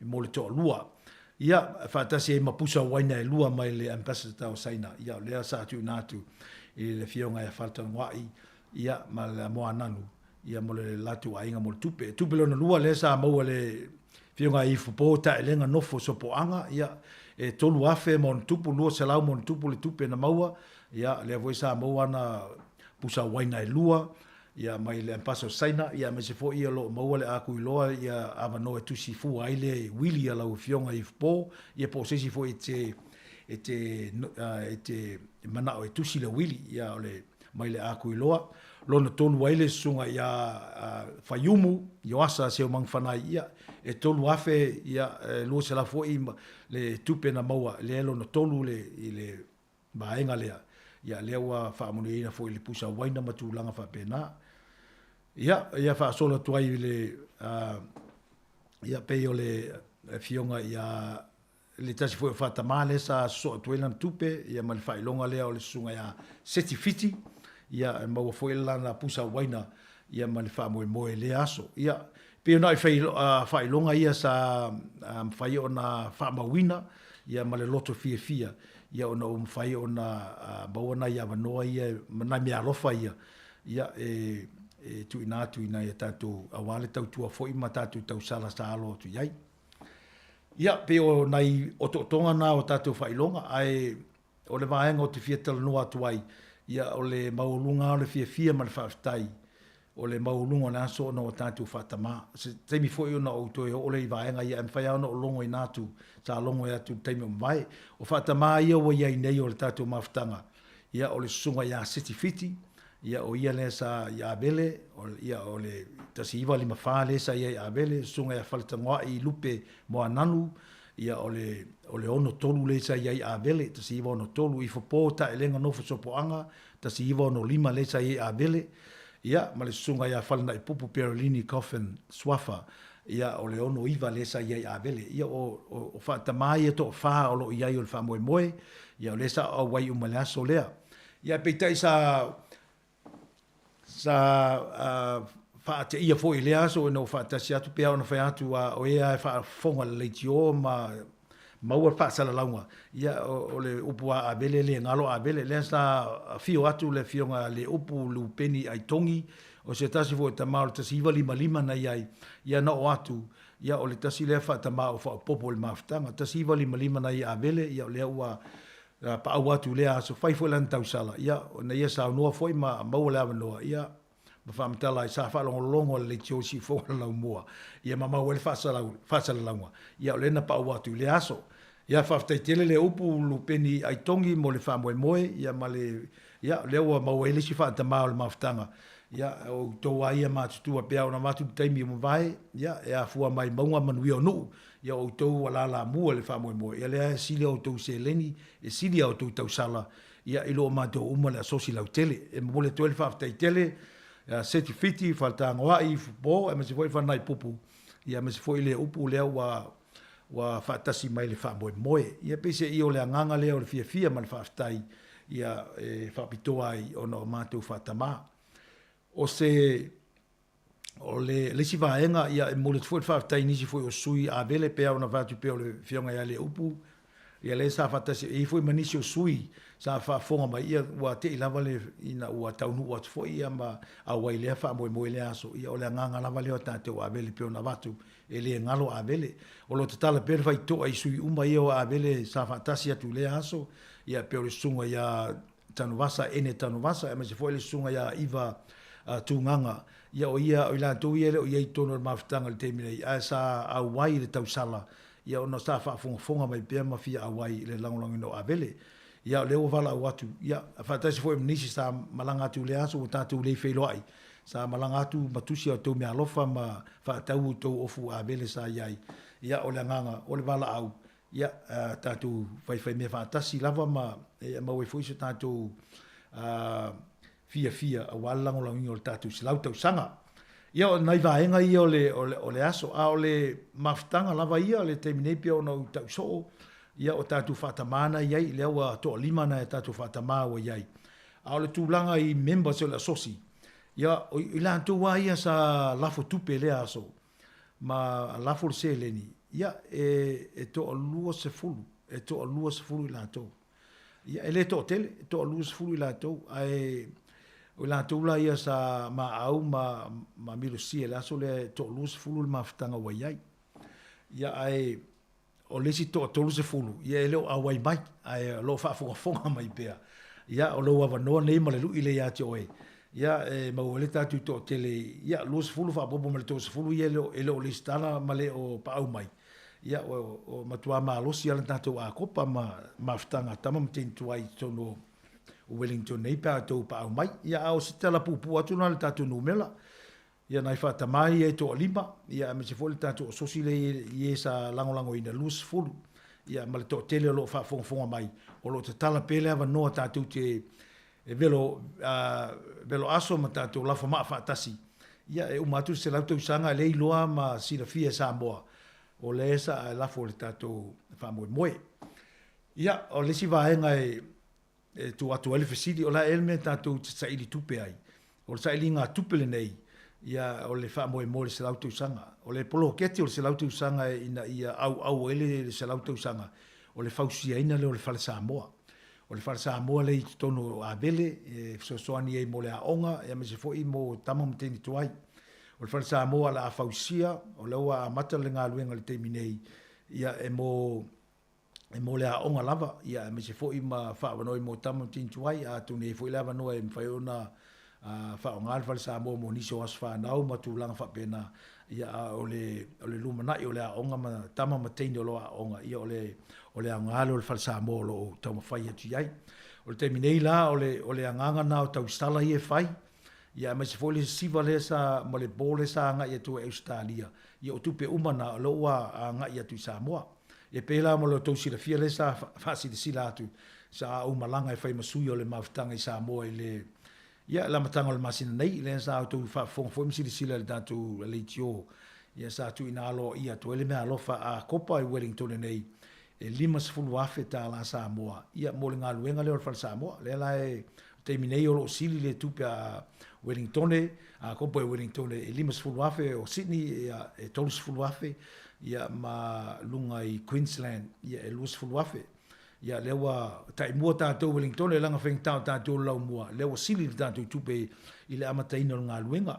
ia alo o watu pere lu ia au kilani maisi i waenga i Samoa, America Samoa ia le USA ia e velo aso le whamoe moe au le teminei ia o sia tātou mea alofa nā ia tātou asosito lai titi ia lewa o ngā le malanga i Australia ia mawaisi i waenga tupe limas fuluafe o ave ia lewa maua nei tupe tolus fuluafe New Zealand le teminei ia whamoe moe mo le polokalame i Samoa i le ia Juni.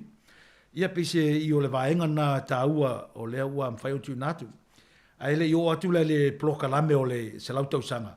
E mo mua te o ngalo e tiau. Whaftai atu le au kuka e le aso o le tausala o le sunga le talainga ia vai fale ma lesi vaa malona fale tua ia sene o ia le sa ngā sese ina le tau mafa. Salo sa whamalia ina lo tau pa ia malu le kukaina o tau mafa ia le sa kukaina e tama avele o le sunga ia vai fale ma lesi vaa o le tasi lea to ma losi o le maftanga avele ia o ia o lo o ia ele le fo le kuka le ali ia o ia tama ia sa no tu mau ia le sa o mai avele le kuka ia le sa nga se ina le tau mafa le aso ia masiono fale tua ia sene ia le sa so ia ile sunga ia taisa bebe ia mo le kukainga le tau mafa ia mo te foi fa tai tele le TJ le aso le sunga ia te vanga ia ale malu ia o ia sa langono ia fa moe e fa tai mo pesenga sa alo te fa moe ia o le musika maria la sunga ia fa maria ina fo ile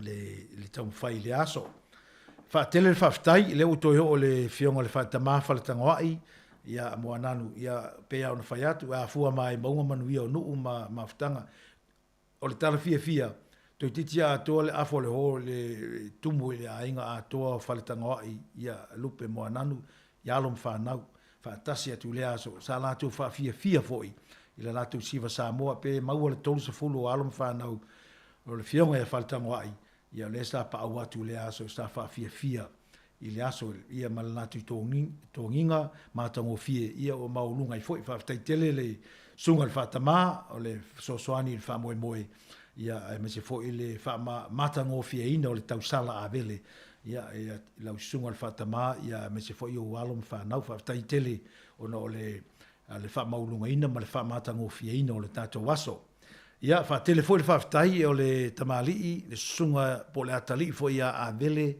ki risome ia o le sa langi ina mausuina le vi o le fua ia me se foi ia o le sa faila la tu pese ia la tu to fa o le sunga ia ki risome mo le silefia o le alo le sunga ia fa lua ki risome o ia o le sui foi o avele o le tamatua ia o avele ia o lo tono maftanga le sunga ia ki risome le o swafa ia fa lua ia o le sa fa mafute i tono maftanga nei a lo na alo nei ia masalo tong silefia sunga avele le awa ingoa ia avele ia ai o te mila sa soifua mai tono sa moa ia o onga foi ma po wai o foi sunga ki risome ia le yelo nalo le fa ingoa le kolisi ia ona le fia lava ia mar mitanga le kolisi le fa ingoa ile sunga ia avele sa langina le vi o fua ia polisi le foi le sunga ia avele ia o lo pese ile fai ma pese la foi pese le la uloa o le signature choir ia o ele fai na solo i tono la foi pese lea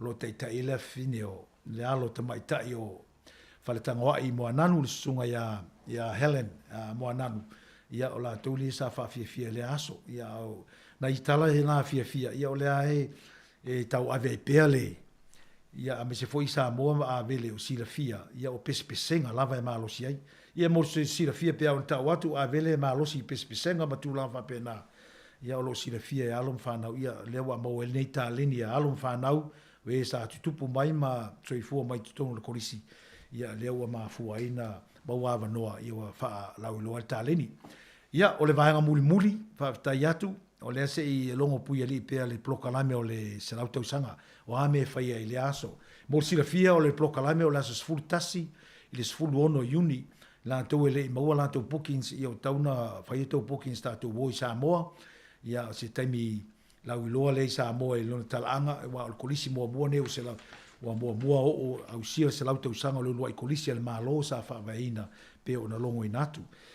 O le aso mua le plokalami le aso sfulu tasi ia o le whainga lotu e whai uta i kolisi o avele i tu lai whae le fiafi. A o le ngā solo atu na whai le stala i le tu lai sfulu lua e tau o tu amalo lo uta whai lo lotu i avele ia o le whalongo atu e o le plokalami i lava le tasi foi o tamatuai o avele ia o la toia o la teita ia le sauninga i uta i avele i laso mua lea la sfulu tasi o yuni.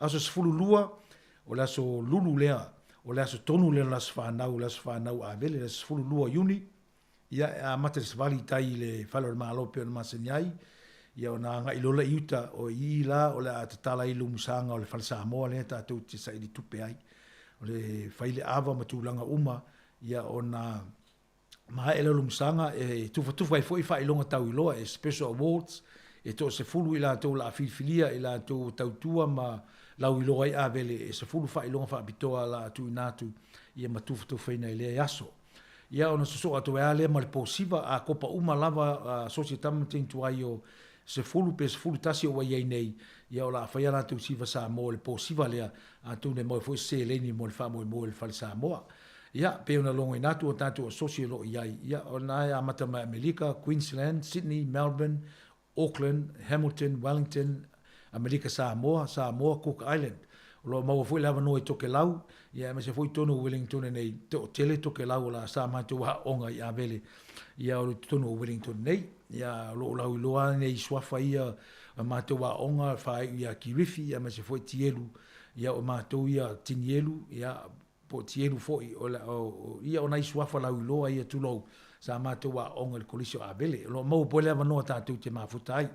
O le so lulu yuni a so sfulu tolu o le afai career stay uktai a vele o vala uria ila to fo wa lau loa fo i po nga luenga ma o nga fa professor fa yana tu tal no nga onga ia me se fo ila o le talonga golf e fa i le tona mato po i falata ia ona fa mai ele le fiafi fa le conseti le family conseti le to e fa uta a vele ia fa fia it's a family night e fa fia fo ia ni se fo lau lo musica ma tu lang fa pena o le conseti la le fa la stofi la sfurtolu yuni uta a vele le fiafi las falele e le aso e free day la aso le ma futa foi asosi ia manantou ma ftanga ia ma felo e tunisi ia e o le afiafi o le afai ele bola le po le siva a bele fai le sports hall tu na mato ia le fuafuaina lua afeta la le tau le laulau e to avalu ia o la to la mafuta tu las falele la le o tatu ball e fai i le faleta alo i tu na mato ia o las tonai o le ao las tonai o ta faonga ia maftanga ia ma fia le aso atoa ia fai foi ma fianga le aso atoa le pe free las tonai ia ma fia ia ma bawal maftanga e ta fao i tono Samoa ia o la sumulmuli la sa o tapunialo ia le sauninga lotu ia le faia lava ia vele sauninga lotu i tapunialo ia le fa moe ia muli ane o la faia fontanga fa sinisele talo tupe tu langa uma ia matni poti mai le maftanga wa seleni wa e pese i o le mesidi na taua o le mafai ona fai una fa moe au sila fier fa nga ino tupe ia mau atu lotu ma au mal musia langa e foi me o tuana i te mo tuana i na ta apele ma lama ia o te minei o le wa ua whapitoa le aso lea. E whai sina li poti ma whafonga fo ia tunu uma ma sosi. Ia se talo le tupe ma se lene maua. Ia ma se fo talo ngā luenga lea o lo tātou ngā pātia i mo le wha moe moe i Samoa. Ia pese i o le prokalame atoa na. Prokalame atoa na e le se lautau sanga. Ia talo sia ia mausa u tau avanoa i lantou uma woma tama tuai a vele ma tene tuai ina ia tātou ma futa tuai i Samoa. O le tala muri muri, ia pe iei nisi o sue ngā tupe tutoe a vele Wellington o lo tutoe. Ioe, o le tali vavele ioe toe lua nei mātou mawhitanga sue tupe ia o tutoe nei. O le mātou golf tournament e whai laso luas fulu a pelila, e whai le Trentham Camp Golf i Apahat, laso luas fulu a pelila. Ia, me se fo ila le mātou sue ngā tupe muri lea ele i pāsia le whai le mātou fontanga nā nei, e pe o se lulu tele lea o le raffle, ia e mwhai ona fua iai o le e pāsia nā nei le mātou fontanga pe a pāsia, ia o na whaalau i loa atu lea. Ia, o le walau whaapitoa muri, ia o na i tama matene tuai o a vele lo whaafonga mai, o lea maua lo wawanoa. O lea maua lo wawanoa te velo ai se aso ma lafo i se maa. Ia ina e tatu sa ini ngā tupi e lua te toe. Ia lele ia tatu watu sa molo, tatu watu le wha malu e tas. Ia e loa il tatu maupopo, e lua sefulu a tatu sui alo i neima tatu wha tamai to lima. Ia au te langona lisi tolu sefulu lo i tua tulou. Ia e mai fuli tatu wa venga. Ia o mea lofa lava, ia wale whale Samoa. Ia wa fo ile lumana i o nai tatu walo ma whanau Samoa. Ia pese e o se li poti atu lea ma le whaaloalo tele ile malu Samoa mwhaina fantasi mai. Ia pea ona watu teima vai. Ia la ngona fia ile lava ne mato upu e tu na tu ile fia mal whaftai ile se linti lea o tau maau ma langolongo ina e wha moe. Ia ile ngata ilea. Ia o le langona lava fia lo tau au wai mai. Ia o le te talo tātou whai mea whaatasi pea. O lo ieina ia wanoi e tātou mafuta i pea. Ina isa ili ngā tupe lo te toe. Ia o paulea sa mātou tala e whaamuta ele mātou whaamtalanga le nei aso. Ia ai Samoae, e langona lava le whaatau waa. Ai mātou te talo atu a whai ana lango mia le whala i sa mātou upu. Ia se mātou wanga fo i wale tauta maali i pe le tala whea ngai malau tau sirisila ma le whaafonga. Ia mātou te talo atu ia lafo inu le a ina. Ai mātou te matua atu pe ina, tātou ngā lue whaatasi e māma ile a venga. Ia ai whaamangalo leo, ia manu te leina whaiva ma tiuti o lo whea ngai Samoa e le whaingo le newa aso.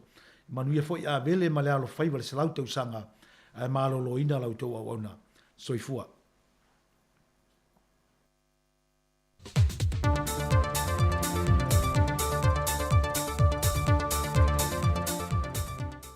O te te whatana whara tātua tino i seisi nei whaopoponga o tara whau mai Samoa mo le whai unga o le nei whaiva i aso.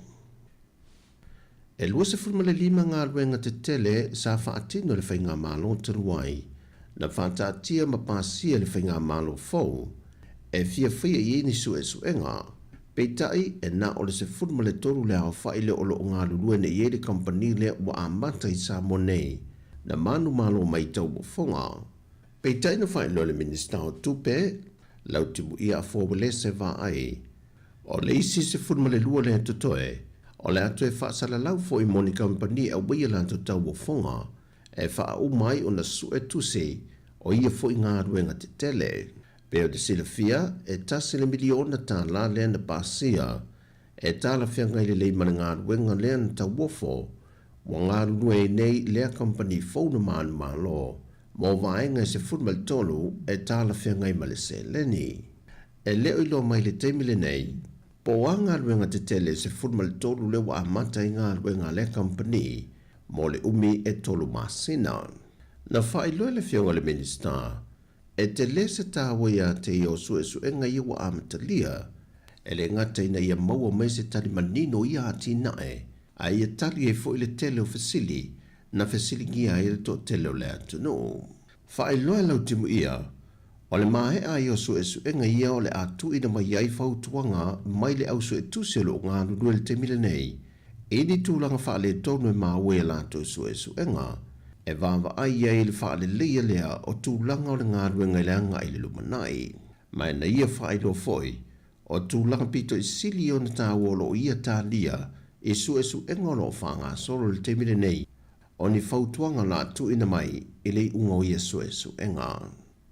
I le amata i o whina unga le whamsinonga a lo ia le tua leo ma le tūtangi, i le ilo ina le whamsinonga o le tāla sanga na tu ina tu le lo ia, e a whatūlanga aia o lo tū lae mo le tamai a Sam po Samuelu, e whina wina aide le saunga le mua le iai o le tamai te tono le whatpuipui.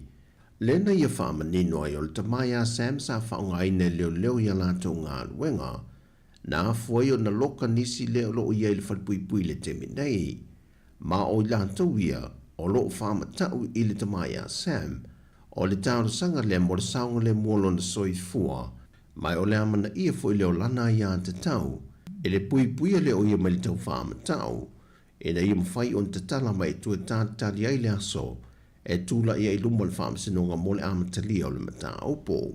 Na whaadia fo i lana lo ia, e le eise tūlanga i whaapopole i nei lea tunuu i le tatala i tua o lea fo i tamali, o na e le ainio no winga tau whaamata o lea tunuu, e ono whaapopole i nei tangata lau tele.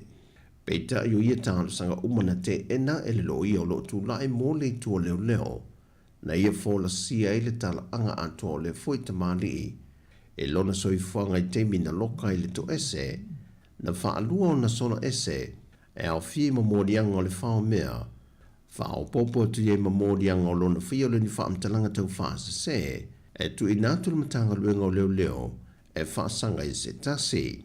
O lo yei foi popo le ngā le loi o lo tūla i mo le tua leo, nei a vele te tala i tua le tamali i matulanga i whaalawla vina ia lātou mō li mau.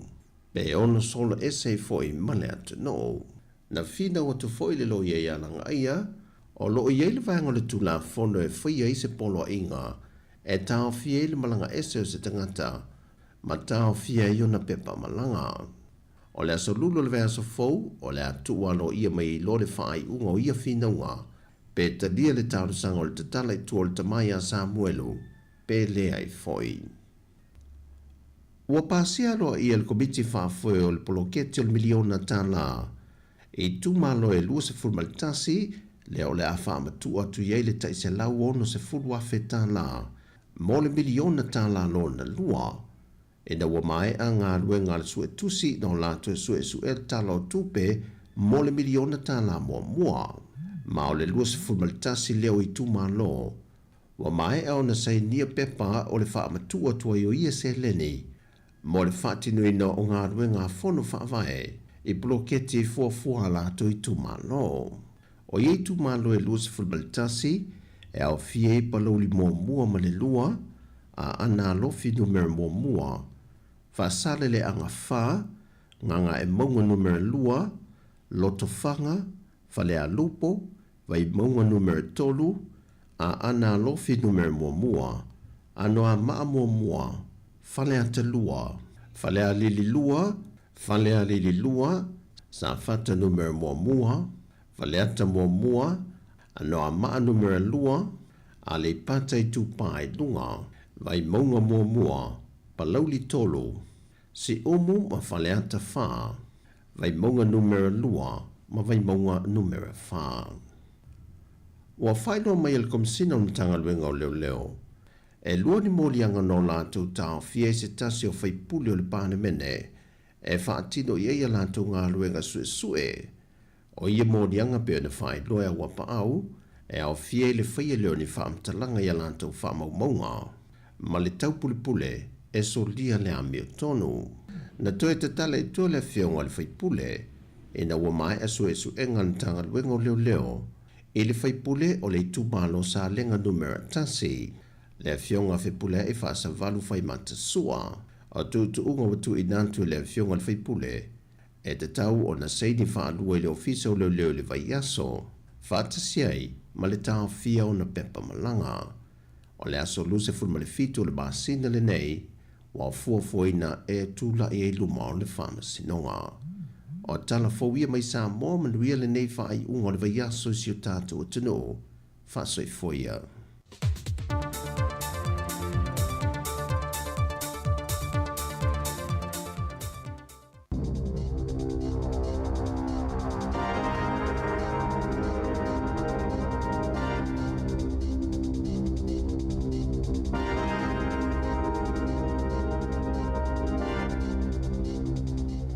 tala flava o le whaapoponga o talafou mai le si ufonga le lau mua mo le nei aso wharaile se fuluono Februari lua felua wha.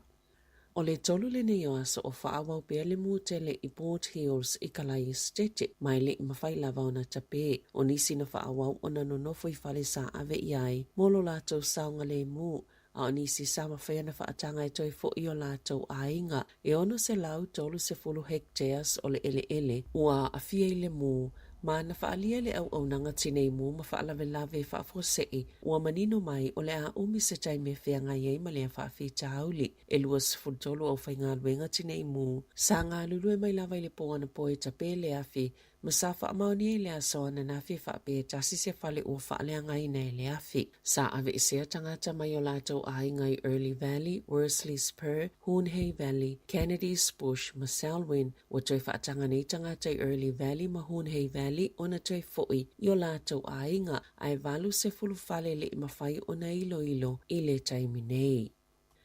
Wa yele fuafuanga pule ngā nuu ale a ai o Wellington e amatai mita mo le suawai ma whaititia nisi o au nanga fesosoani e tutongi ai ngā luenga mo suawai ale a ai leolo o whaale tonu e umini fono tanga sui al pule ngā nuu ile asoana nafi pe whaapewhiona sa ili le tupe e silia ma le tasi le biliona tā la o lo mo mie whaale le ele whaita wafi o paipa o lo mama na tatala atu le fono I tangata lau tele o se tasi o fautuanga o le tapuninga le o le vaita e le kendala peita ina talo sanga se tasi tina tala vona I le fono ina ia uane I whaia le atulanga o se tasi fautuanga o le whaititia po le ave eso le whaatupenga o le te papatonga rewa aina sauno le pulisilo le whale mata anga Courtney Johnston o le a afiai au nanga tautulisia Wellington ma le ingoa le leo le taulanga sa iei fo I fautuanga ina isi itia le 15 pasene o la fonga po rates Beita ai sale I mawhai o na ilo se foi numera tala whea ngai. O lo wawa aile pule ngā nu pe whaata watu ana sia I le malai walele e amatai se whaaputunga tu pe fau. E maua le avano tangata Wellington e whailo ai o lātou fina ngalo pe atatala mo whaatala noanga I le aso se fulumale luo a perila.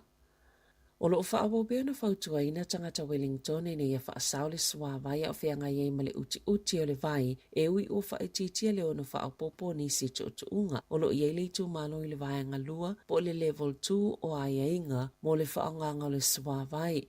Mai le mawhaina whaongai na paipai e fui e to ngā la au. I se pepa whaamatalanga na saunoai Charles Baker o le Wellington Water, o le usta i e tangata o le tu malo o whautuanga, wa whaetitia I le whātolu pasene mai le ono se fulu pasene sa iai, le ono sifianga I le vaianga tolu o lapta inga po le level 3, I le nei tau mawhanawhana, pasamo moli e la lātou whaafitai tele I tangata uma, Ona o tau mawhainga e whaasau le suawai, ua pase ma le taimi pito silo na whaetetenga tai le whaalunga le suawai, ile nei piliota. O le level 3, e whaasai ona toi whaongaina le suawai I whafo whaleo ainga, e whaatanga pia pisinisi ona whaanga solo la tau whainga masani, peitai e mo mia le whaonga tatau pia o le suawai. O lo valo ia le Met Service le mātutu ma le vevela I nā iaso ia o lo manai. Mai mo mia le mātala pe o Wellington pe o na tā ue peika o le Wellington Water. E silia ma le se fulu li maafe le au whainga o tupulanga I lalo le sefulu valu tau sanga le mātutua. E le vao le tailua sefulu ma le tailima se fulu I tō la. E whainga luenga I le vaiaso au whia ngai maa onga. Wa whaalaulo le whaala potonga le Child Poverty Action Group. Sa lātou li poti o lo su e le onga onga le tōlanga wa iei le whaafita hauli. Ma ua lātou wala awai. Ina ia wave whaia se fesoso ane e lango I tamaitia onga o lo whaaoa o lātou taimi su e ai. Talu ai whaafita hauli tau tupe o lātou ainga. Na whaamatala ine se tene tite vasenga sfultolu. I le kolisi o tahuhui au kelani a umala na onga o na amatale o lana sifi le KFC le whai le afiafi. Ai mana vai le se fulu I le pō. Ai o whai unga o vaiaso whato a mana vai le tasi le vave au. E wha se fulu I tūla e whai ngā luenga I le vaiaso. E tele ina le lava pe alu le a onga. Ai alu lava o na mana au ia I ulelei. E iei fo isi tamaitia ngā lulu e ta ilua sifulu I tūla le vaiaso. Isi kamupane. Na whaalia le minista mo le whaatitinga o le mātitiva o whanau, Louise Upston, I le leite o New Zealand, E lona talitononga e mawhaia ni polisi le malona fsoswani e tu ititia le whaafita o le taunga tau le soifuanga ma e lona talitononga o le kilea mo ainga e mawala lalo tope maua ma o le awala pitosilo na tala whianga i fofoile whaafita o le whainga aluenga o mātua ma si itia lato tope maua ma vaava ai fo ile malo e whaapa ule tau o le soifuanga o lo fautua ina ile lipo tili si itia o le tutongi a mata ile luas fulono tala ile to la beita ina ta ua le minsta ele se fuafuanga e whaiele atulanga le taiminei ma ile fo se fuafuanga e whaatulanga ini alauni mota maiti o lo o i kolisi. O le awha atapula aina i le fitu whātau sanga le matua o le tina apo le tamaita i anga wa i le whainga o wha ata o le susu e au noa masa tutongi pe o na wha silsila le malo i le aso ana nafi. O se folanga le alvaenga whaupwhaia le National sa whaia le whainga pālota o le siitia mai le ono iwa anga i le fitu whātau sanga sa iese li po te tau sanga taluai sa whaingoa ina ili whailonga lano o le polka lame o wha atau suso tina matamaitai masale i whaia fo i whautua ngai whaalile iai mai le sifululua tau sanga o toa nai. Sa ta ua fo ile li po te whaafita auli na afiele polka lame o na olako vitus fluiva lea tuai o na whaia wha atau tina matamaitai e lima se fuluafe na whaali e Dr. Nick Chamberlain o le lui tau te leo le awhianga i ele si iti ele fitu whātau sanga le tapula a moia wha ata o le sa ilinga leo ni tangata whainga aluenga beto samanto o lima se fulu le amo o mia wha ata se mau whainga aluenga lango wha apei ma le wha lau te lenga o nisi o no fuanga o lo wha atino ai ia wha ata. Sa whaaliele sui le whaala putuputonga tau si soifua ni usila ia lo whaafai albenga ina le te whaatu ora. No la tau le fia o na wala tai le valu tau sanga talo na whaatuwai le whai o se fofo le whaafi tau le o tutongi o somalo lo. Manisi o la tau livi e le tutongi na lava pe tu salia male tasi tesi male iwa 5 biliona ta la. E le o whaamalia ina i tu malo umalava o nanga whaafale mai ale te whaatu ora tutu ungal tu la fono o somalo lo. O nisi la aitia la tau tupe na maua a o ni se fai tau fia la tau tupe. Sa maua mai lava le tau sanga lu afe se fulu na whaalia le pulisilo le whaala putuputonga Paul Coulter o le atu ina atu sala tau whaasea le minista al soifua maloloina Dr. Shane Reti sa ilo le tau sanga lu afe se fulu ono ni whaafi tauli i le polkalame o tutongia DHBs le uengo nei le te whaatu ora whaatatawanga i le tula fono so malolo masa ye nisi o tangata whainga alwenga sa matuale sa o lava o la tau tutongi i livi e anga waa i ai. E maua ele foi numero tangata Citizen i New Zealand na tuua le atunu uli tau sanga lua whelua tolu e fast fulfitu wafe leo fa inga o tangata New Zealand na tuua le atunu uli tau sanga e o mai le fai unga o te sema ai se lau fitu se fulu tolu wafe tangata e leni New Zealand sa taunu mai e tu sai ma wha maumaunga leo fisa foi numero wha maumawina New Zealand o le lua ile o masina susoo o pa ule foi numero tangata malanga mai i le tau sanga pe a ave esel foi numero tangata malanga ese atu pe ita i olo o la tala ta pe se tolanga pito mawalunga le se la ulua sifulono afi o tangata malanga mai pe ave esele numero tangata New Zealand satu ua le atenu fa atusa tusa le se lau tolu sifululu afe i le sifululua masina e o mai le fai ungo novema ma le se lau tolu sifulfa afe i le masina o ke topa o se tase o faafi tau le olo o popole i ai pe fa pefiona a fia le tamao ai ngo le atunu mai le tele o tangata malanga mai mau New Zealand ai mai se wa afianga i le numero fale o se tase o popole ngol faltupe fa leo o nia afianga e o ile tau o le soifuanga.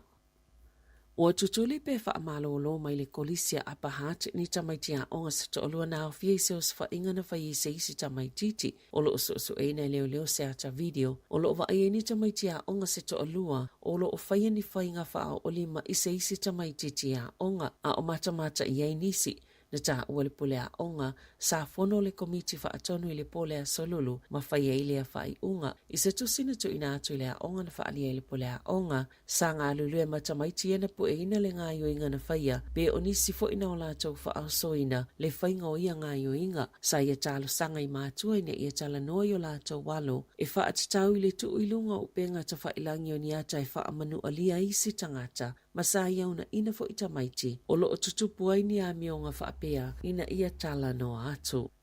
Ua sainia se tangata New Zealand se malilianga ma le kampani o masini teknolosia le Samsung e nga osi mawhawai se telefoni e puipui ei whanau i lunga o upe ngata whailangi. Ua moli mawina le sitia mawalunga o whainga onga mātanga. Mga yo inga whaavivese i lunga le interneti nei tau sanga ua mawai atu. Mo wala matia ei whanau i tipe au ina o lātou wa ai mau o ia wa ai ngai upe ngata whailangi. Peitai, ua sainia le se fulu afi o tangata se talo sanga i le malo. Ina ia wha malo sia au nanga ia nafa mali interneti. Lātou te siaki mawe si ai ei tu ainga ma tā au pupo ata. Na tā ue Holly Brooker ma Joe Robertson. O ni au kone sale le soifua maloloina o tamaiti ma mātua. E afe pasene o si iti aili numero a tamatanga o tamaiti. Mai le fitu i le sefulu tau sanga le mātua. Talu mai le tau sanga i lua afe sefulu wiva. I le lua afe lua. E ono sefulu pasene na si iti ai a tau sawanga mātanga i whana witi i lunga le interneti. Olo o langolango ina malo se ia kone sale. Le talo sanga i le malo ina ia whaia se ai inga mo kampani e whaasoa ina le interneti. Ina ia siaki ma ave ese i la tauni mata o pule tala whea ngai. Mai a la tau au nanga.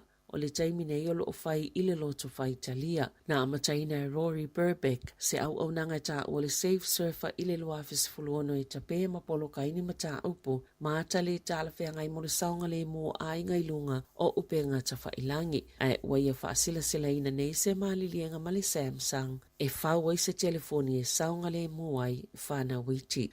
I alonga, watu itali watu TJ Benenada i le Hurricanes ina watu ana i le tau sanga whea ngai mani manuanga o le whai unga le tamirisanga le olpele ki lua whelua na manu ai mamalolo ai moa so e whase lau lima se fulfa o Benenada le ulua i Hurricane na ausia ta alonga se lau lima se fulu maolo i ele talitonunga o le amata ili numera iwa le taalonga tāpena o le lakapisu i le aso ma le moana Pasifika i Apahat na whaia ina le Hurricanes i le vaias talwai le taalonga ma le Highlanders. O lo fia whaawau pia le whaia onga le aune tipola New Zealand Dame Nolene taurua lona tūlanga peita e le whai ngofie pia o ina toi titala le avanoa moni se talo sanga atu. O le whai unga le maasina e mai ai le kone karatia taurua mana ia whaalia manino e toi fia talo sanga mo le ngā luenga ma ilona iloa o lo o sa o lava le wha ngā solonga o le sa ilinga o se whaia onga. Na tā ua le pulisili o le netipola New Zealand o le amatanga o Aperila e whailo ai po o ai o le a whaia onga i le Silver Ferns. To ato e amata ta alonga le au i le taamalisanga o le Tiny Jamieson Trophy i le masino o se tema. Ta la whauia polisi ufonga le laumua mo le nei vaenga o le tae au.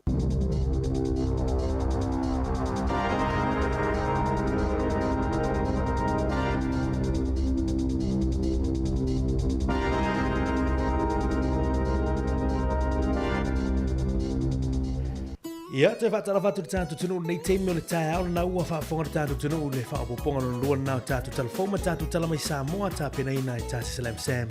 Ia ngā tuwe lea ia Saverina Casiano. Mori langa whaapotai le tātu tunu le tātu mawtanga nei teimi o le tae au. Leu te urunga atu fo ia nisi waanga tā ua pei o na ia le whaatanoanga po le saunoanga whaapitoa. Ia, ale tō whaia tunu whono o mitangi kena hui o le whionga Prestene. Ia o tama matene tuai ia o la sosi ia a veli tono la mui weli tore nei e tu sai fo i ma le fa lo iloina fo la nganga fa tai ia ile lango fo le tatu tunu me se fo ia la sosi ile la tu tau sala le sa ia le astona in vai tu nei tolu se fulu afe mon tupu tala ia le ma au mon mimulisia ia sa ma au fo ia le fo i fa mo le tau sala wa fo ia le se lau tau sanga ia o le polisi a veli e mese il poloketi le fale Samoa moli le ngafa tailu tatu tunu e mese foi ia le tulanga foi lo sao ia ila tou ma foi na lango lawina le foi fa mo taua ia o le 10 minuti le te neli tu la iva o le uta pena mai polo kala tala la ulunga o vaiaso tala no tele fionga li puli af masanga tala moresi fa pena foi Saverina Casiano il afoli tu la iva afoli tu la sfulu o le polo kala mo la singa i mota ngase ia ma le sunga ile Pai te autoina malolo pensione Rerenaunda risati son ete ia wane i misiet por klamen nai la foli tulai sefulu tatu tue mafuta le li tulai sumaratasi ia se o atu li tulai sumalua tatu talafoma tatu tala mai Samoa ia tatu se atu le la wuri por klame taula vali tulai lima le tautora si ufonga lo mua ia i le nei fo ia so for rele mole la ngafa tai ia i la tu umalava lo mafuta mai i nei te mo tau le tatu por klame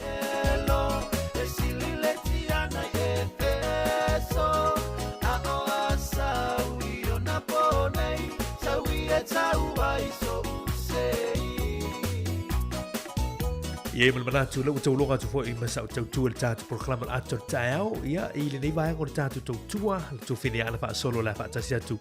Ia i la foni tu laiva. Ia pano fo i wan fo proklama tala lau longa. Vai aso tātu tu whine i seimo mua manu i tele nei teimo tāau.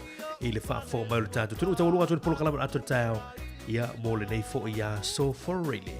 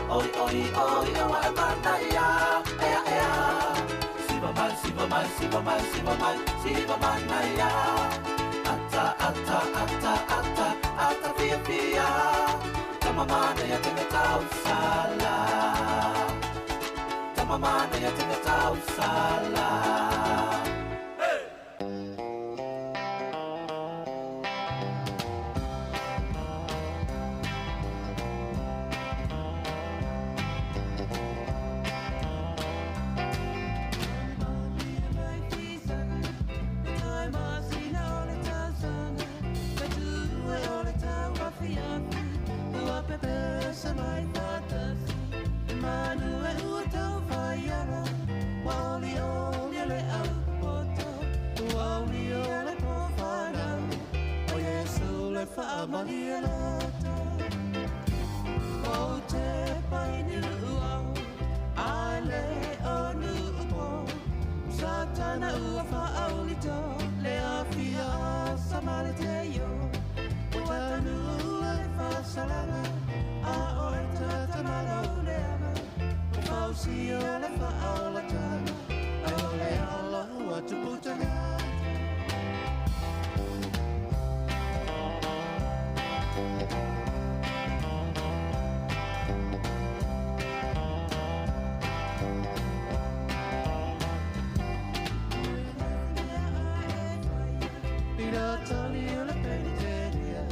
Awa o Yesu e manana loto, e mama play a Maria.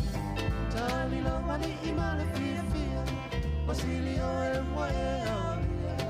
O Yesu le tama beme, o le pele e moni na vale. Yesu e na pele, o le ano fa ua ese, o e fia mai pe leva oe, e lava oe se tangata ese. Watena oi tua ai, ele nu sai aloa whai ai. Uai ai whai ni si uarata, ule fia fia I loa fia mai. Yesu o te taua rei whona, o lau tari na lau whātona. E tu baba mama, o whini le anga o le le iona. Mari ai le tina paia, talo si au le Yesu Mesia. Sanata Yosef o e tarasia, e o tia o Yesu mamane.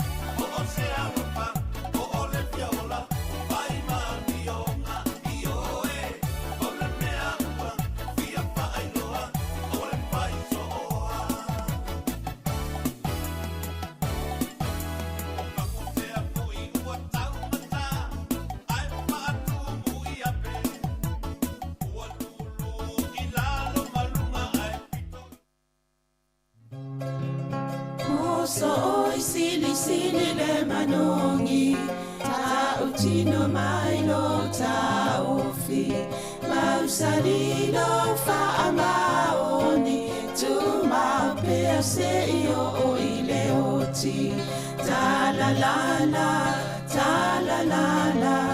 afio o e ai aluita tu ye o vai lo tama to fa ina soifua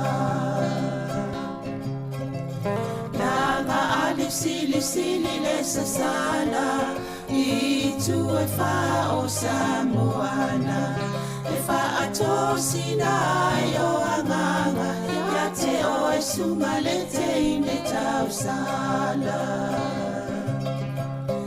la ula fala wa avea talua yo e sungale mana mea pe a fai ua elekea tu ai pe a sia mea e tafea la upua tau no fole nei tau ai so se e sili ne la lelei ma le fuaro sa mumu e te faata patima e tuli ususu ta la la afio oe ai aluita tu ye ova ilotava tofa ina soifua ta la la afio oe ai aluita tu ye ova ilotava tofa ina soifua Whaatalo whātu le nei tai au fōu i le pa ia mal mamalo le au whafonga po whia lava o lo mwhaiona e maua mai e le whaasala launga maasani a le si ufonga le lau moa ia po le Samoa Capital Radio i lunga o le tasi ono tesimal tasi whamo i lunga o penga ta whailangi i le Facebook, YouTube, ia ma le app mātou tui whaatalo whātu le nei tai au fōu o le pokala masani le nei o tala la walunga o le vaiaso pe ona iei tai au asfarai le taitasi mai le afole iwa anga i le afole sifulu taltanua toai ma le fionga le li pule af masanga te alu moresi e whaalau tele niso mata o pasala walunga i telefon nei vaiaso ia ma whaalau i lofo i niso vaenga o yelinga alwenga ali si ufonga le lau mua ta lofa lava ia ma lo sai fo lau fionga af masanga ta lofa fo Sabrina fatalo fa tu fa fonga anga le tunu Rola vole so fo mo malangi ma. Alo, ia, tato sfai mai fo ile nei tai au ia le faftai le atu lo mo pele malo si fen fa atina fa wonga lwenga. Ia tono o fa longo mentai au la tu le news le radio news le le ta vale la vie nei ne man ken fa pela poloko ni ia le ano mai le solo mali le ia le ti di poloko. Le lo po se taimi le vave au pe so no tau te whanong fo i tala fō mani se taimi ia. Ai o lea sa tato whanong longo le tai au nei, mana ia sa ili ngā tu pe ale. Ale asosi lea ta mamtaini e tua ia a ave. Ioi, mana ia a tonu le fo ile leu tau mana malama ni si fufanga le na tō lau lau e tunu fono i le Pleistene o le whala putonga lea. Ile fufanga mo sa moa le o ngā tonu le tau sanga nei. Ia mai pe ola tole mo malai fa ngolongo fo yo le kolisi mo le sa mo ia mane fo yo le wa telefo fuanga le mta penanga si le fie fo to telefo ya lum fa na wa ia tamali ola tunu olo yesa a onga tawa oina fo i le kolisi dia yo mane ya le wa fa mo la to se lau tau sang ia o isi a onga lai e fo stemio la to mo na do fo le se lau tau sang ia mi sili le wa Mama toi o le vo ye mai ste mali o le tunu I tonu le fata ma ye I pe o certificate I o falta no I monanu ye mna ni su te mai en to lo win ye mani si vo I fa longo mai yoasa ye o fayum ye o ye vo ile fa ilana pisinisi le plasta ma le valifal ye na vo sa so ni malo si tatonga venga ni na wa matal tatonga venga Yo ye le si te mali o le atunu na so swangi tato ngā ruenga nei whaingol whale nei o si ufonga na mua.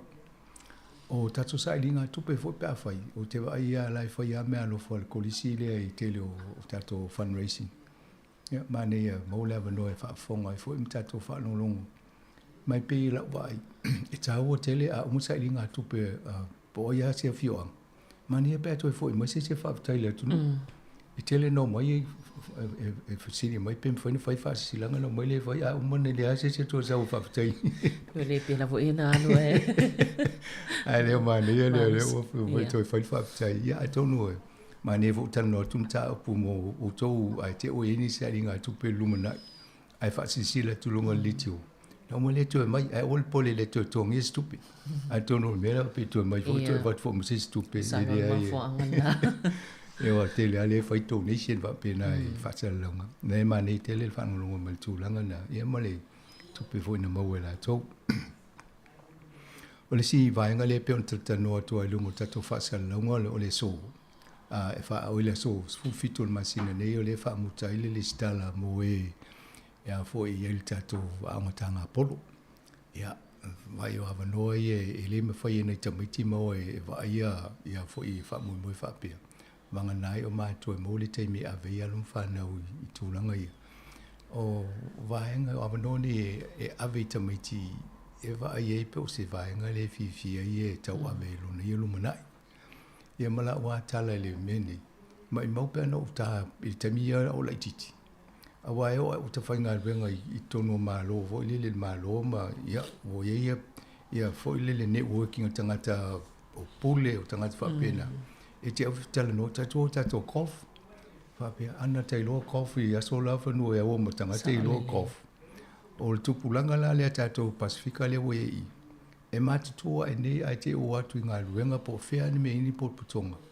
ai o e fa pe tato e kof la o fi alu ala lo tale polo mai mo si fi malo le tunu o isi tonu ma fai unga fai tonu o fo yo network ka meni o ofisa mga ngalwen e fai lunga malai ta polo e tala no ma fai ape o lalo mana tule mea ya o ma pe ya o mo lomba lo indu le kofe matala no e te ova pe si ta fonu le so le fai sta tonu mo tul mele ya pe o le ngana o maftanga fa pe ne e fai ngo fie fo ina na mo le nganga o le si mo lon fina ngalo simta o po te na ye e tala no fi ya ma ia e le foi lo tana no foi fa malo le li na te manatu e ma malo lo fia lo ta malo lo fia va vela na io vel me nei ia e ta ua foi wai foi no fa ta sei ai nga ta alo ta ia grandpa ma grandma fa ta sima ta mate e fai a singa tango ta talo ni no alu le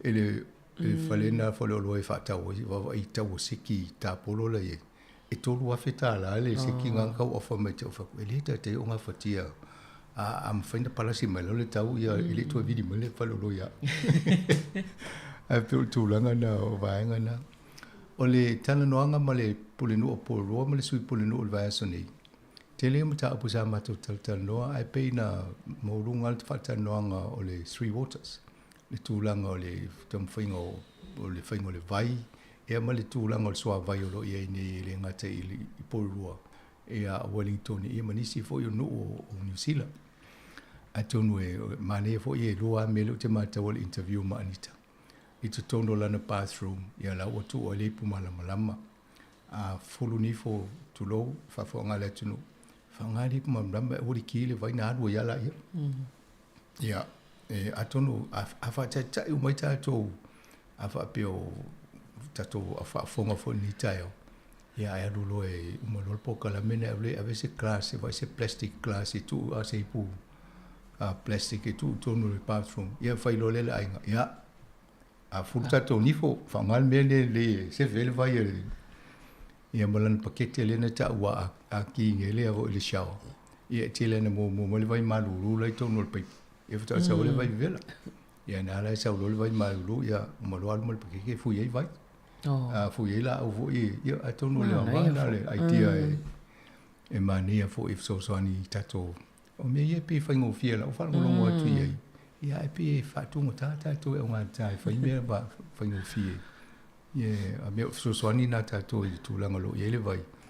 O Wellington, o lo te lea alfa le tonu Wellington. O le Paul Rowan tana no ma le pule no Paul Rowan. Au te lo mo tātou i Wellington. Tātou e whaile mea le whaile tātou i pu tonu tātou whalta ele. E na ia tau se while tātou swa vai. Manei, ia e mo i whaia o le sa whanongalonga atu la sa usta ia mulmul ta ia tangata i whaatonunga malamba ta inga ia e le alfa e te peo lea i le umale tau mawhanwha. Me tonu ana e atonu le angana por kalame o le tala no sa o to le pule no umale sui pule no umata o tu le tūlanga le whaingata o lo i nei porua. Ia le mau e Wellington e le i e taunta tō sta ia fwoi vaenga ia. Ia le tala no fwoi la ia le tūlanga o le whaingata o le tāpenanga i le whainga o le mei o mita water. Le tawa pe whaile mita le ainga mo le vai so a vita mafa. Ia atonu sa ilo mo mo Wellington la tō le vaenga lea e le awai ia o nei o matoa i ho o mo i tanga te lango le mita. Awa le mo tultanoanga mo le pono porua. Fa penale me na fa ia kapiti. E kapiti. Ana le hitangi o le pule no uma mo tangata o le pule nga no le temina. Ai ono masina muli. Mo toa i sapai le la to. Mo mua la o ilo la inga le vai e tau na pili ai la to wale wo ia o tangata ia le na whataunga swa vai mo mua. Ia le o ilo le me fai i deso koe whakia le vai ma fui ei tonga la au ma le whaktoanga. Awa e tongi la to le vai na. Le la ua muli le o matalia i nei talia le Hutt Valley le hufa pena Wellington. Au le taula laim na ta ua e taumata. O le whainga o le mita le fale o le fale. E lua afe lima se lau le tupe le na ta. Au le tupe ato e whai umaia mea mo le mita ato le inei ai pōrua. Pe lusfuru miliona ele tupe na ta ua. Ele o stama tupe o toa i. Ia o le polenga la ia Anita Baker le pule no umale. O le vai pe fa fena fa tupe. O lona winga e palasi foi le fai la fonga i tatou e no. Ia fa pena foi Wellington le Hutt Valley po fea se vai ngo New Zealand o le fu tawanga i vai ngalia. E to tongi foi la o to le tupe le. Ia o lana ofisile tu le ia ele ofso so ni mal malo e mai le. Ia al malo le no fu ta o file. Ia to vai foi le polenta vai. Ia alai tawana fai il malo se awala pe fai la to se aita la fu fai ta la ai to tongi mali e ina tau sanga I fai ngo fie a inga na awa a fa pe to tu la inga pe la to fa pe mala inga I le se matutu ia na le lo inga le ingu le vai o le vatu le vai la inga le ai o usu I tu vai mai le si ai ngi tua ai pe o nai vai nga na le na vatu e mane fo ile vatu tai o nei e mana tu na tele ai nga po le awala mfai no so ni la to fa fita uli au te lo la ta un fai le pule nga no fa se awala fai ngo fie ale mele manino ila vai tu lo wa la tele New Zealand e si uma lunga tatu la fonga o le ova vai nei le lope o tu le se fulu valu pasene e o le matua tele ha ia mataulia a si ilunga le la fonga lea ia o la tau ia fale motu ava pe o tongi oil rates al tangata le mo tongi le fale ia si le line road le rate tangata na ia na tongi fo la ia pe o nai vanga na ele si vanga le atonu e nga mota to tangata ainga la tele nei ia manu fo fa fo lo o fa nga me o recycled bins ma me va pena o le simta pule na ta wol por kalam e ia na isi ainga e de o fa pe o fa pitoia ta to sa mo ma toria fo o street e o filongia tanga te no foi ai ia si ainga e le usta ia e tu la fo no me tau na tu to no kalo ne ia e avena o me fai ona to e fai isi singa luenga recycle e o isi mele mo wane e se le to inga la pisi le tu o le tala la ila wole no mai a mo lo tasi le la pisi le o le anga le uta ato le loli a va tu ma le loli na lo sa al mele se ila pisi ai le ave le mele foi le recycle o lo winga la e mo miele so ni tato u ma nga wenga le e fo e fai ngo fie fo ala u ma la pisi ma la fo le mele la pisi lo na winga va vena tu muna tu so fo se si luo tele to ave tu ele la fo ele la pisi Ia pe o ngā ruenga na so ni le ngata i ne pōrua Wellington e la Valley ma New Zealand atua ia manu fo i lo maua mai o lo whai e fo i meni o recycling. Ngā ruenga na whai on tato ngā rui whata se so ni tūlanga lea. O le University of Victoria le sa tata no le vaso la topo kalai mumua o tato whai ngā paanga le mali university. Ia o le wa amata na tata le noa i la tō mawhutanga e whai o le asfarile le wha pe whai e le lato orientation week tata le noa i fo le i mātua ma ainga ia ma amata na wha alau loa ia to ainga onanga po o mo alon whanau e atu le university.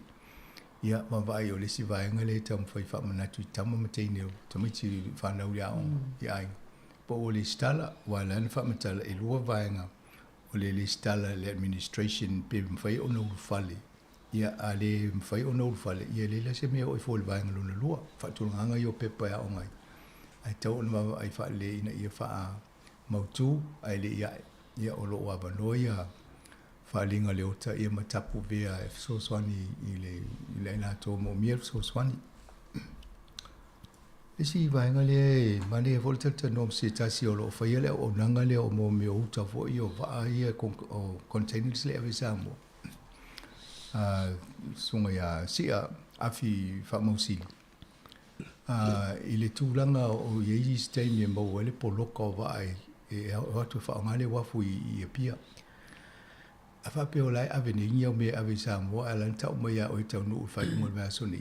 Al watu le waa poloka i tai whai ta o nā lu o no lai tumu lai o i isi wa ala ni mo mua atu o lai poloka wa e o whalongolongo atu. E tasi ale waa e sa o atu tau nuu i ma sau al watu lesi. O lona winga e poloka i la mala uta le watu. O unga fo whalo longo wapea. I tele o taimi e tua i ai le kampani le ave ia ia o uta. Ale ala alwatu le vale ave le uta e poloka i tai ona o le wafu ele mwhai o na taulani wa se lima. Le taimi e tasi. O na maua lole o le vaenga na o le mela e whai tātou.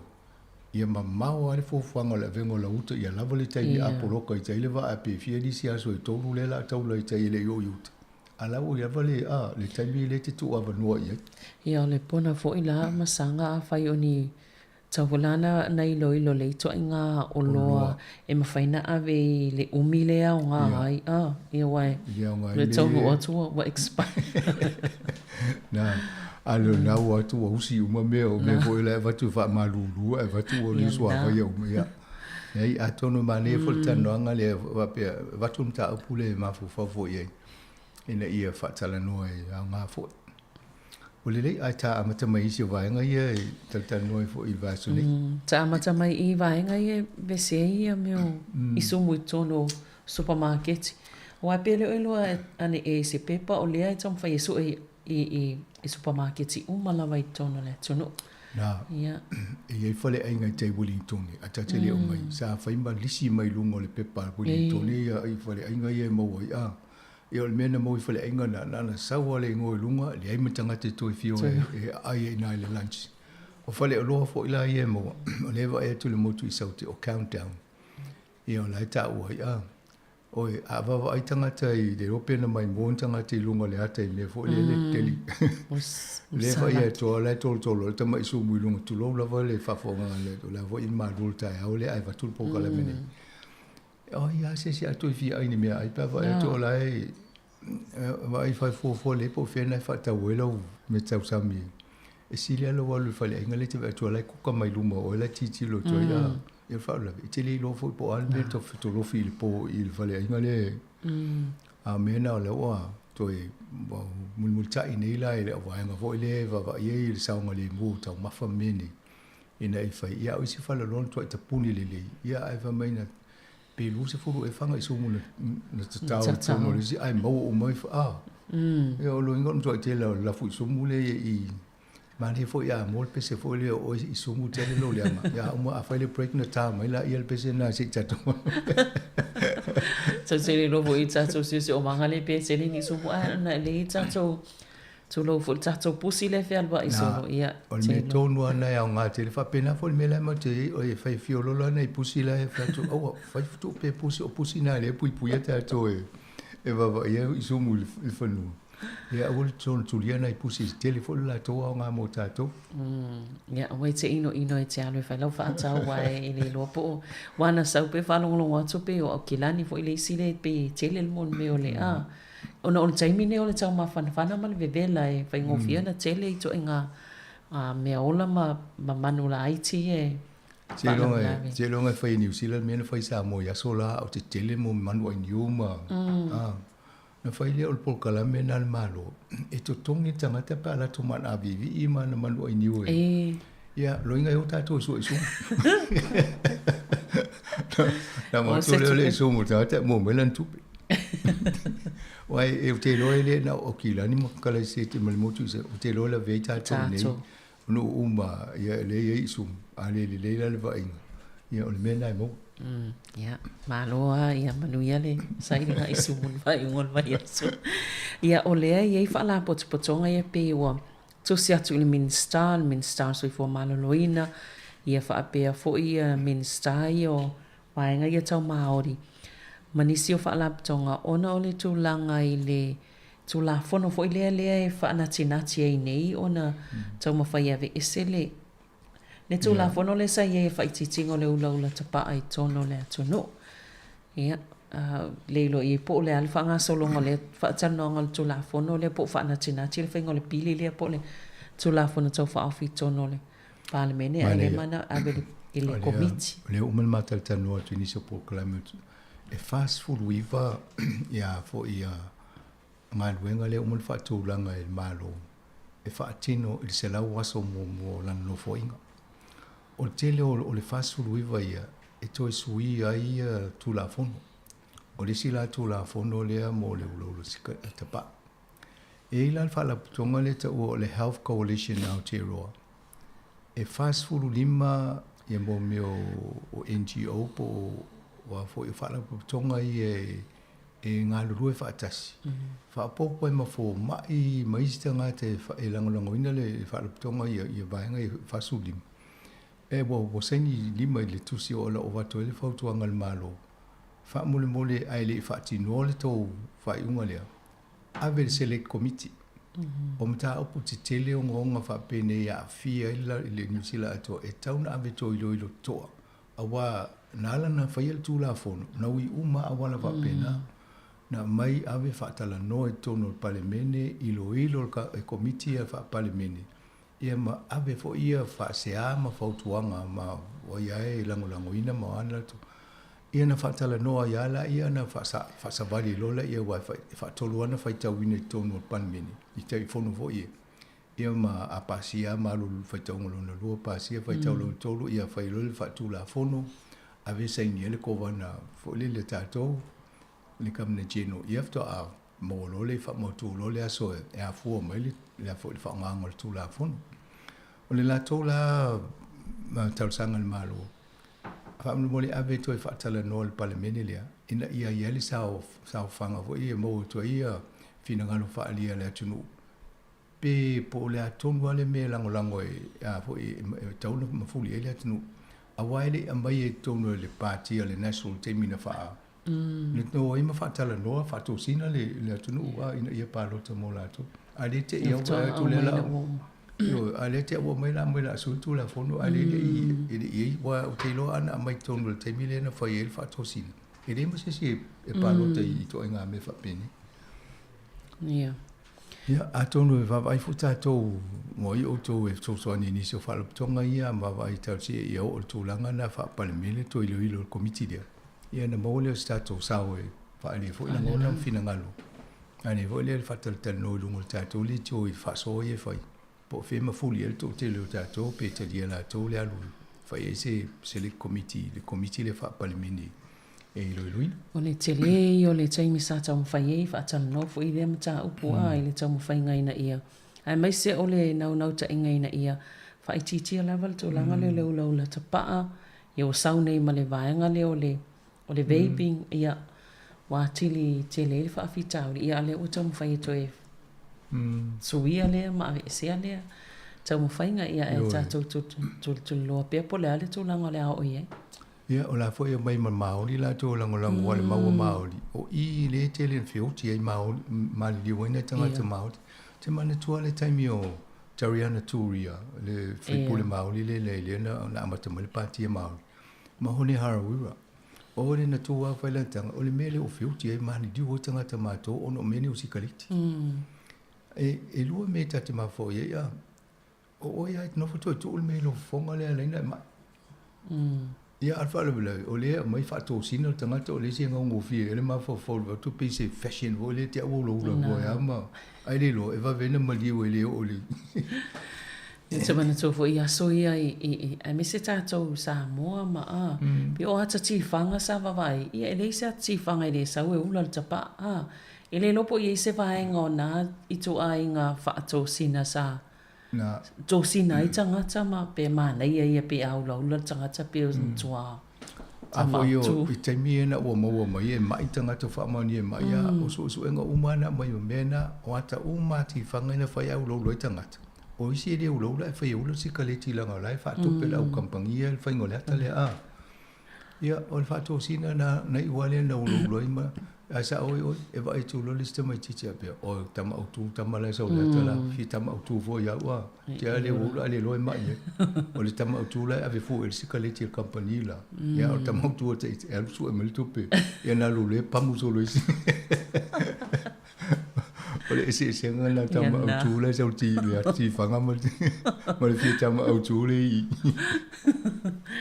ya malo ia e fo ile vaenga lea masanga be o le o vala au ia fo ia va fa la potspotonga fo ia nga lulu e fa tasi le fo ila o la tau talo sanga ina ia fa yesuinga ia o suinga ia i momeo benefiti o nei be o nei tangata ia fa sai linga o nei tangata ia afia ia la to benefiti pe fa pe le la amata na fa inga wo fa inga maftanga ia be o fifi fa ina vaenga ona ole le maua i o whaamanianga umane tauna o la tau. Mane le manatu la vanga le tauna sui le vanga na. Awa le mele e maua lo o e lava pe o whai ngā wo tō rua le sa whai mumoni a inga a te o mai wo no whaatasi le whale le maututongi i sanga tau mo le benefiti. A ta o sesi. E te ia o tipi mai nā le avo le benefiti i o le tūlanga le. O le la tō maula. E tau o na tō wabano tō rua le se whai po whianga i e. Pe se me wai o le alta tonunga a nofto rua se ngari ia elelei wa lai tau se fatasi tamiti nei ai afa pe no fo se i o la poronga le se tau tau sini tamiti ia lai ia afa pe atonu fo i la mele tu ava no pe sani over sulo masina o fai pe a io fa la ti lo fo i la langi ni ti tu ava no lo ia na to so to la ava no na fa ro tau sanga le si pe fa di ma tau sanga le si lo ngai mo a pe o vai ngana le va vai fo i ai e mania i la va ai di tu ava no i me ia wai e re ma faina na i lo pe tala fe ngai le lo fa nga wo le pe fa pe e de no fo fa tasi si temi tau umi ia i lo le ia pe fitaui pe le fitaui le tu inga tangata le te lo fawo ia a tono mo la to fa ia le amio le mane foi fa so mai tato por kala mistemi pe tala fe ngai le tau pule tan no tu ni ta ia ia e lango ai foi le mau va te so ni tangata ia alo ia se i fa sina malolonga pupu ia na toi fa o le tato tanonga ni ta out aftai ana ia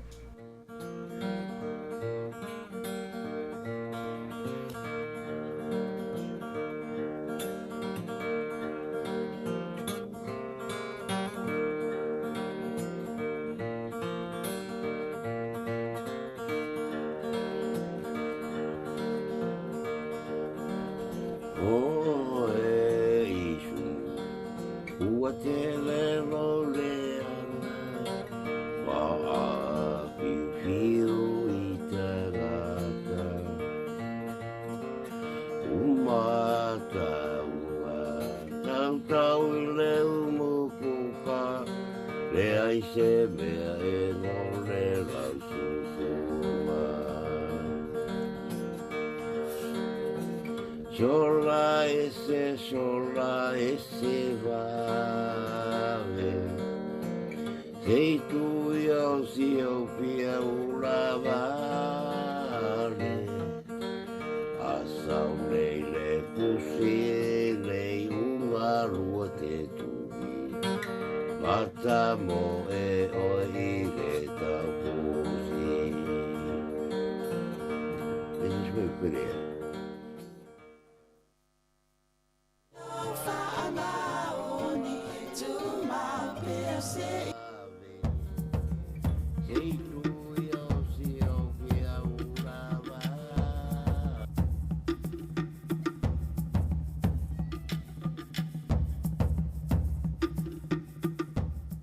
Mana ia tele le pesele o le isungu le na usu nei ina lea ia o le maua na suafa ia ai.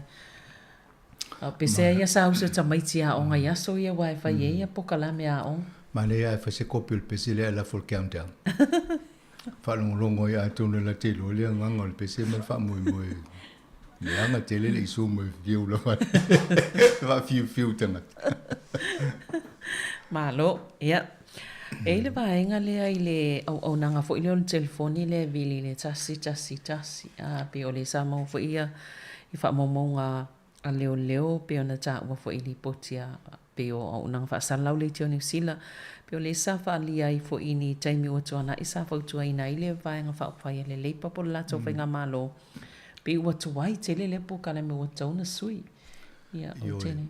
O nau whawhitau i sa. O le visu e inga o teknolosi le o tatou iai, ma le laluangi ni. Mo te tau ho ina muli e tu ai ngā au aunanga ma whainga sa iei mua.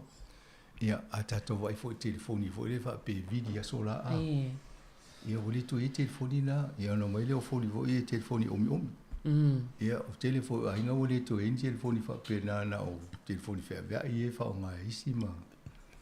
Ai o le whale velawe, e pe o na maua te fo i se li potina mai. E whaalongo atu le avu le tō rua o le si ma fine lea. O lai vili le whawhine le tasi. Ma tautala noa i rotu se si le mele tupu le whale.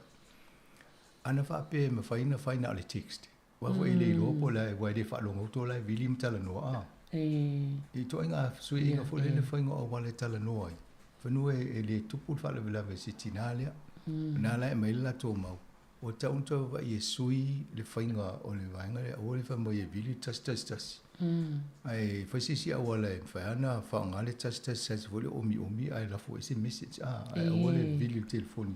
E wala e whaonga wala e tala no le tas ia o nana la intupu le whawhitau. Pe o suinga na e le whai. Ai tau fo na mawhau i le whaonga ngai tō tele. E wai o isi e whainga tae na isi tangata le whaonga le telefoni whea. E la foi le text pe foi se ai tau nei numero foi faingo fie sau se faingo telefoni o mi se fa mau se tasi pe lua ai alu sa o ya le fe au o ai me e ta o umana tusi a pe am na mi so so ani o mi fa mau sa o fa tu no mi so so ani e le tau tusi e la lo tele o me e a wala fa pe na fa ngai teknolosi e so so ani fa faingo fie tangata ya tonu a wala na pate mo a o te langlo ina tauna va vai te to e sui o mea ia na sa wole pa tele tau sanga o lai o a le o no mala langi mo se le tu langa le o tato ai sa o fo le teknolosi le fo wai te mi o mai tauna e bela o le vai astal vai le na o fa te ia na vili le o na se o se fa fi tau le tau o na vili le tas ia luatu tau i le tangata tau telefoni fisina mai leo fet o le alme te mana oi. Tawa le falmai po o leo po tōlang whapena. Ia na ta usa o atua leo le tawa le falmai. Ia na tu usa o leo ia o ta itai le. Sa vawe ala le tali mai le taimi lea. Te le lola ia i moa uia le sam to i le ia le au onanga taimi no o le vawe ia. Vawe fo intau nu o tanga taina ua. Wala au mo sosoan. Ia ai a whai o tele o nei tanga te i whawhitau li e se male. Toa ngā whawhitau li la i le tau whea mai e whanga. Wala i whaalongo toa la e vili. Sau o le la whasia o lo tōru. Sa o le le. Malo, ia. O isi vaenga ia msanga pe ona tato whanongolongo toi fo ile. i repotile nei fo iwa e ngole e mali fo ia pe ona ta o le staff in nei vai aso le tūlanga o ni tangata ina se asi mai i pene o fai pisinisi e po vaenga i tono Wellington e sele taunga tau tupe i e whaalu i a le pule ngā nu whaatawa i mea ai e mai se fo i lau awa malo si pe o mea i e te luai e tele na pui pui a i a pule ngā i whao ngāo tupe whaitini o ine i taimi e o e le au whaita tala so solo me whaapea e mai runga a e la vevea i nei tangata po kiki i a whai pule o Minster ma pule o ngā luenga e o sa ili pe po le ale tupe na lulea talu ai o le tele o mei tupu i me tau tupe tonu o le pule ngā nui Wellington o le o wawa ai solo po atu pe na whaalu e pule nu uma manisi fo ila to le la mo mele la to o le tena na fai e se fulu tangata na ia ai afe fase la o le pilo o le tena lea na pe fisiringi ai pe na langa te tau whaanga tupe ia wa tupe le fai la fonga ia ele ase sengo to inga mta upu ia mta upu fo i tato alu mista e whaanga se tupe wha pes to inga wha pia e na vai vole tato tala i o tupe le fai la fonga la ai o so langa le te le me la wava ai e taimi te tau e ona fa nga la to ia tupi e fai e tano anga me tala fe nga i le taimi me le taimi pe la le inga le mo i o le no mai e tanga te to lua ia ma le fai nga le wa to lua fine o le os ia ma tanga te fai nga le to valo mo le se fu ia fa tano le mta u le wa e fo so so ni tanga te no mai mo le fanua le to le falti fanga le tai a pe on menan fa tala no le mta ia langa e o le mesi se ia la wanga le fai ma lo tango va e tupe fiele tupe na lu pe ava pe le e se fulu e a fe fa se lo ia fa ngo fiale na ta o se lo fa se fulu ta la le tupe na lu tangata ai ana e se mai la le tupe le tau mo ina ina fa ta o fa se ntanta ia na tau ila ia o la wa ma sa ni ta lo na fa nga lunga wi e nei New Zealand so se mea e tono le ofisa mai nei e fai ese mea ai ni waina mani mea e le tongi e tupe pisinisi e te tongi e taita e pe te tongi e fai tātou le iai mai e tātou mai tongi a wai le fitau i le alo o e inu le pia a lai te tongi le fai la fonga e le fai inga le mea i o a lai talaro me ta o business lunch a wa ana fa pe le la vea le tau o waina i alen fa ngai la to i lano mo le pe i was fulu e ta la le tau le tangata totas ia a ho fo to nga tupe le fa pe o ko am to te le te le na tupe ai tangata totas ia ia me ia e fo lai la to le va ia mo pisinisi a fai ia wa mai fo le KFC te mine mo tangata tos fu yo te lo la talata el se la ulta ul KFC te mine mo tos fu Pacifica ia na ai pe o me fo ia nga fo o mai mata pule e fa manatu mai a tātou le ta i mene o ngā luenga. Whai fuafua, e le mawhaina e alufa o ngā le tupe ngā luenga e whaatau le me inu le inu e autou e sao tupe autou e whaatau o tautou me inu. E me salo te vai atu le tau o le whangu waina le e fitus ful valtala. Ia e... Wa e whesili a whaapena o le te alu e te tango whaatau se whanu e whaapele tango. O i la whaatau na... E whaatau le whangu vai, e le whaatau le... Ia, malo. O lea e whaanga solo ale whaititi ngau tangata whainga luenga malo ia ona tau whaititi ngau tupe fo ia o tupe whaalu e sefe tupe am tanga luenga malo a le uwha amanino e le Minster o tupe ia ele o ise fufuanga e whaititi a ia tutongi o tangata ia i tono o nangal malo.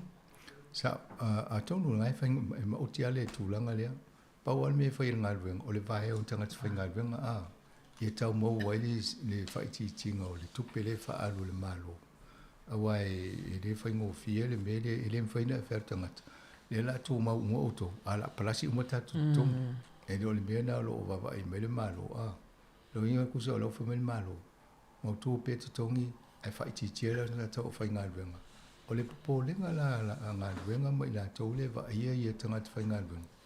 O whela la o i tangata nei mōmua o le la mo le mental stress ia e nai tangata ia la whianga o le mawhauwhau. e le se me fai ngofia le polongo le mafofosanga te mo le se i mo me tupe ale me na fai ya loinga avai ala le ya fo ya fai titia le fai un numero e lo me tupu o le mafai ona fa tino ato tonga wenga le company po le fa fai ngal wenga wa po le ele fai ngal wenga loinga va vai po apolo kiti la sa fai mo mo ele o tal fe ngai i la lo pulenga fole ele le fai nga malo ele o mana o la to fa o man ta o misi me ta ofi ta pe la le vai to vai le o le to fai ia o isi me o wala me fa pena le o to fa tulanga mai ia o te la le swing o me fufu ia ile a power me na te ma fo te pole ia o le mental health for nei tangata a fa pe o se ngari a le fa fa tau se fale motu ai te le mo ke sila ia a tasi tangata va ia te le ala fianga o le si tangata le to tau tom ai a vai o mo to lo pa wala me fa o to fa tau to le fa wala le fa ina tongi le me ia lo ia la le va le malo le fa pa le ni mo me o tusi ai le va ai le so i fu malo lo ino tangata ia ma le e pe o la ma fuli le ma fo le malo va ia pa le ni le tupele ai tala fo ta to o politele po la me tupu tangata ma me mo mia tangata lo tele ni no sila ia ole ai va ai wa le va ila to o le tau se fe ma le tasi te si ma le 5 miliona ta la ile pe a fai ti le ono te si ma le 5% po le fitu te si ma le 5% tangata fai ngal o le tupe lai fa ngangi e Shane Jones e fai ila na ngal wenga fo le o te ua Shane Jones le Santa Claus fo le fe lua i nutu pe ia o le almena to te mana fai ia ava i tal fe ngai fo ngal malo pe e va tupe le fai ia lo le tufa le tasi te si ma le 5 miliona na o le tupe na le la se fe mai i le pe va ia ana le fai ala le prokiti na Shane Jones ato no le pole ia malisi mea o le tau sa ili se tupe fa pale ni ai le fufuanga le malo le na plo misi tangata ina ia fa ititia ia la fonga tangata whainga luenga ia lau o mana fa tal no fo ita por kalami vainga le e manuia ia to tangata la te le tum ai le mo na tangata la ti tum no lai va vai fa pena au va ia tu i le tau a to le malo le mo le fa tau sanga e fa tino mo ia na fufuanga la fo le tau se fe mai tupe tipi la fa ngal ngal malo mai fufuanga ia e va vai le malo si tupe pe a mo le full fa biliona tala i le fa tau sanga o le to te le tupe na sa it ia a tipi nei la le tongi la fonga i mataulia na wole to mo mai na tupe wa le fa titia ia so lo le sia no ia vai a lo tanga te whainga luenga le tō le tu pe tōni ngā tanga. Ai alwa pena. Ia le si fo ila fo whanga le almano wha pēa e wha pa o benefiti o ye e fua benefiti a nga i le tau o le soi fuanga ai le fua i si i tanga o tutongi. Ia luna winga fo ila a whaina fo ia tangata i le tō langa le. E te lea le history i bea vai mo tala anga o mea o le whainga malo le national no fo tipi ia fo i mo meo benefiti le si vai tau sanga na o i fo i rufa ngā le tau le ngol palu o le tangata na vai e tupi no mai a ma le tau tinoa le la freeze e fia e tau sanga e to si dunga le o mai lan te mine o le tau catch up o le tau toi muli ina ia a tō le tupe tau na mo na i tangata so ole susuinga na le ia ni ta to va ai ia mo me ona ta to a inga ma la to fo lo fa la ngol benefit e pe ana tal tal no ni so ta to por kalambe ta to o mai ni New Zealand amatanga na to sanga vai to sanga ta si vali ma o fa so mai fa pena na va ai ta to le awala me fa sui ta to no mana i ta ma ai ngai sa mo ma e o mai lo le ta to va ina ia manuia alu fa na ia onga wa ia le tal tununga ia o le aonga a le leile aonga tangata i tu te le ale ava noa e molo lumana ai a wha pe tato no fua i male una i alum whanau i aonga ia e tō maua i fu tato a tonu ula wawa ai nei New Zealand talu o na whaia tato pokala me male university mai si fu i mtau aonga ma soi fu maloin e o te le ale ava noa watia e tato ni New Zealand o isi o sili ma mauna tūlanga o iei lo le mea na whaape o iei o le fesili la tangata uma. A wha pe lau ma whai la a inga o na o le tūlanga lea lambu le mwhai le tātou a inga. I tau tātou ma whau wha pena ma tu a tō le tātou loto ina ia una i alon whanau ina na ia awai ni tātou tō e mau le tūlanga lea a pūle man whai ngā malo e tipi lea mea ma tipi. Ia ma tātou ti ngā ina tua ia ma tātou. Wai o te ilo tangata lai mausali ia ngā luenga me wha pena. E a wha pia o ele le te le o ngā luenga. E le se mea la mana tō le pūle a vese o ngā luenga.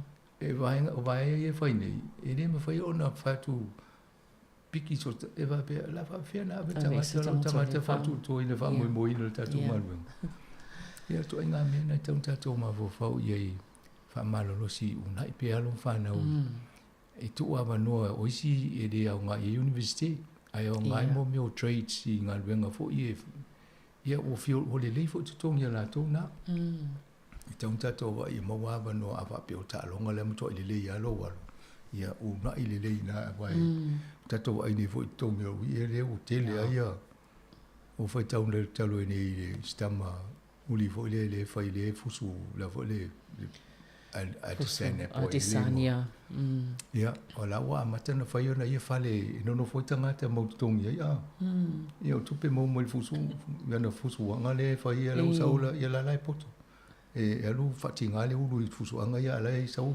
fai fale ia o mulmuli wele me tu ia ia me na fai ona fai la to fo ile o manuia o mo tu pe fai ia ti na fa pe na walu mana malo aftai ia ole mata upo fo ile Woolworths ia la to e fo la to pe fa tal no ato isi tai ia le fo pe o va ia to o ia to lango tele ame e li e fa maula lo lo le ngata o lo wingoa o lo tua tusi a le fuia ta uapi o lava i au leisenio numera leisenio lo ta vale na la fo mai le card fa pena ia ia la o la tulo ai ta mai mau mena e vola o le to fa nga se ka ta to fa ma fo le ima pui ta to o le tele yo fa mo le mana o mia la to ina ia e mataulia a ngoia nisi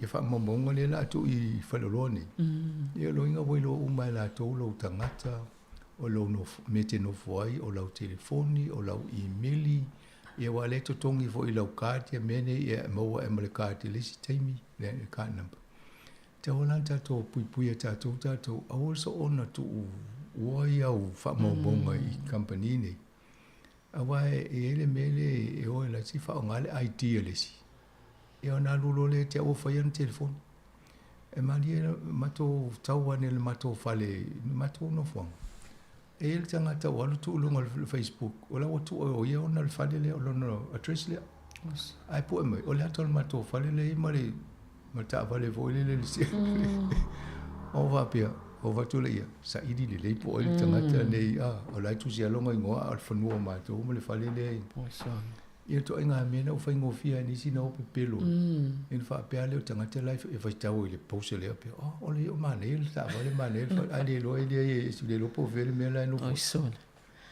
tua o vale o me la na a mo mata to fa mo e o fo il mele la fo yo o meli ile lapis e tela o me na sai le a mi sia ia mele ye lo ngoa mo lo tua tusi a tusi mo lo account number le bank o ni tia ia lapis wai fai ta wele au la pisi ia e te wa pasa pe oi mane vo e mele fa ngani te ele wa lu fai lana ita la fuse me ai tusi umia we ia le na malo ia on va vai atu i le vainga le ale Fletcher ia o fa ma va tai fono va pena fo ia le na la to consilio non po o la to pe mo e te mi do e te tolta sanga te alwenta ta no na wa mate na fa le tonu le Fletcher fa ngol la to nga le ngale mla va lile ia matai i o le na i wana afi ai ma sai e fo ia nisi o tangata maulunga le malo la to komiti fa tomu nei wale na sui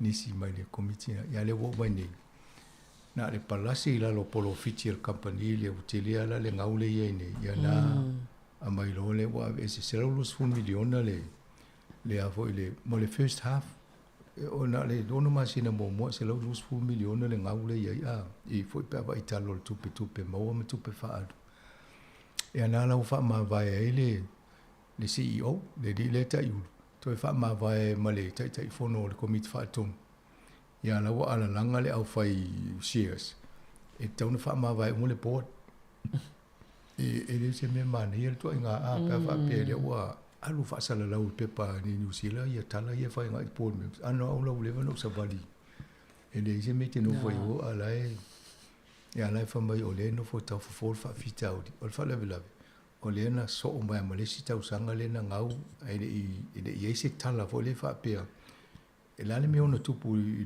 le si tolu tau sanga po le 5 tau sanga ina ia fo la fa ila fonga o le me fangita e over le miliona tangata le fa ila to sa fanga le Kiwi Saver le ave le simplicity le company na simplicity o le sa tu o tonu I loina o le la ngau fa ta si to I malato na le Kiwi Saver le na lu I loia e tau na fasili e vai po fela ia lo Kiwi Saver ava pe o le alu I le simplicity le company le o to la le la ve atu I ia ava pe o la ave o le Fisher Fund ia po isi company na le fa ia fo I vai ngai ia atonu ia ana la le ta o mo le Fisher Fund pen ave fo se la to vai ngai tu I le investi I le loinga la ngau fo I mana al me si le o fa ilo me le company le le ta tu o ia ai miliona le au fa I tangata I sa fanga le ki le na ave si tu vai ngai tu pe tonu I ia loinga tu langa na ia le fa le tonu I le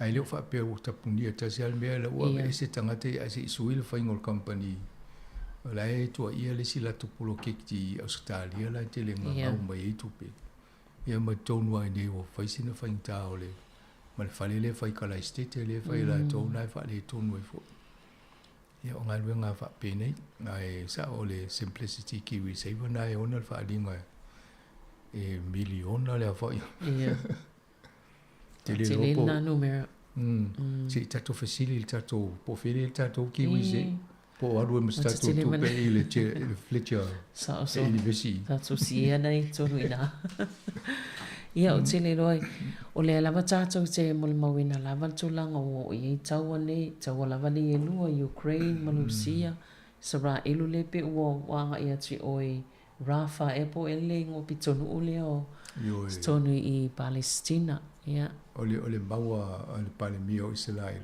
to paua le o le vaenga le fa tu ye o le fa la belave e o le miliona tangata na I le fa pe o le lo na tangata o mana tuli le pa sisi tuli le vaenga tuli o le lo na le mali di o tangata a le maua le PlayStation e le mawhai o na tau fia le toe o sa whai o la tō pe a iei pe tangata ne o le Hamasi tonu whatu whalawelawe tonu I le vaenga ni e se tau o na mato ai mama e se wha mama e se mai vaenga ia a lo o tele ma tangata le o over le lua se furu wafe nei tangata le o mali diu tangata manu nua o no taua ia o le tūlanga na lo ele la lo langi o le ae whaile misa isala elu taua isala elu ma Ukraine ia a o le si nuu fole le Hungary le na tele na pe wha isa nga I le Union Europe pe o lai tau pipi a Lucia leo vai fo I le o te le alfa le tono la tau fo te ta inga lau wha maa vai le pale mia ma le si tangata nana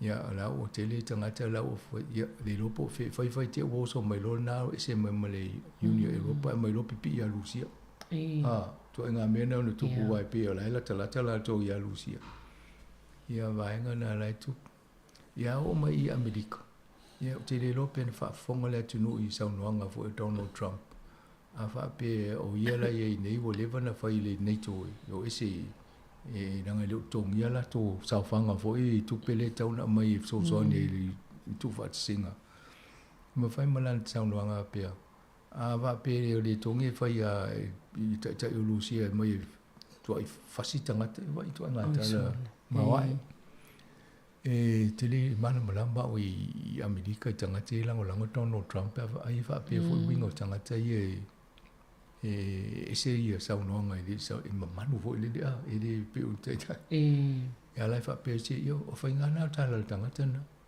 e lona winga e le manisi o malo i e fia pipi Amerika pe winga le tata i Amerika. E pe o le pe o mau mati nei fo i le whatulanga i le whamasinonga le Na. Tulanga tau tupe Na e wha msilonga la e o le taimi nei e whai maanga i ai ia o le si wha msilonga ma le taimi fo i le na whai le na pena ave e te tongi na whai palo te ia o ene i tau tala le taimi ale whai palo te mo le na sao mai te tongi.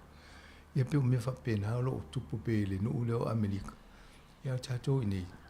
Ia nei o le ae mo i ai le le tato fo le se tolu le fo i le tato malo ni ia ai solonga leila tonu ai mane le atana no wa e po e mai la tolu ai pe lai fai le pe o fo dingo sta mai tai o Vincent Peters o le ato fa sa vani vo tanga te le Valentine po e mai tai o tato malo ia o mea fa pe e o langa i se fa ngale social media ia e lo pe se me na fai le AI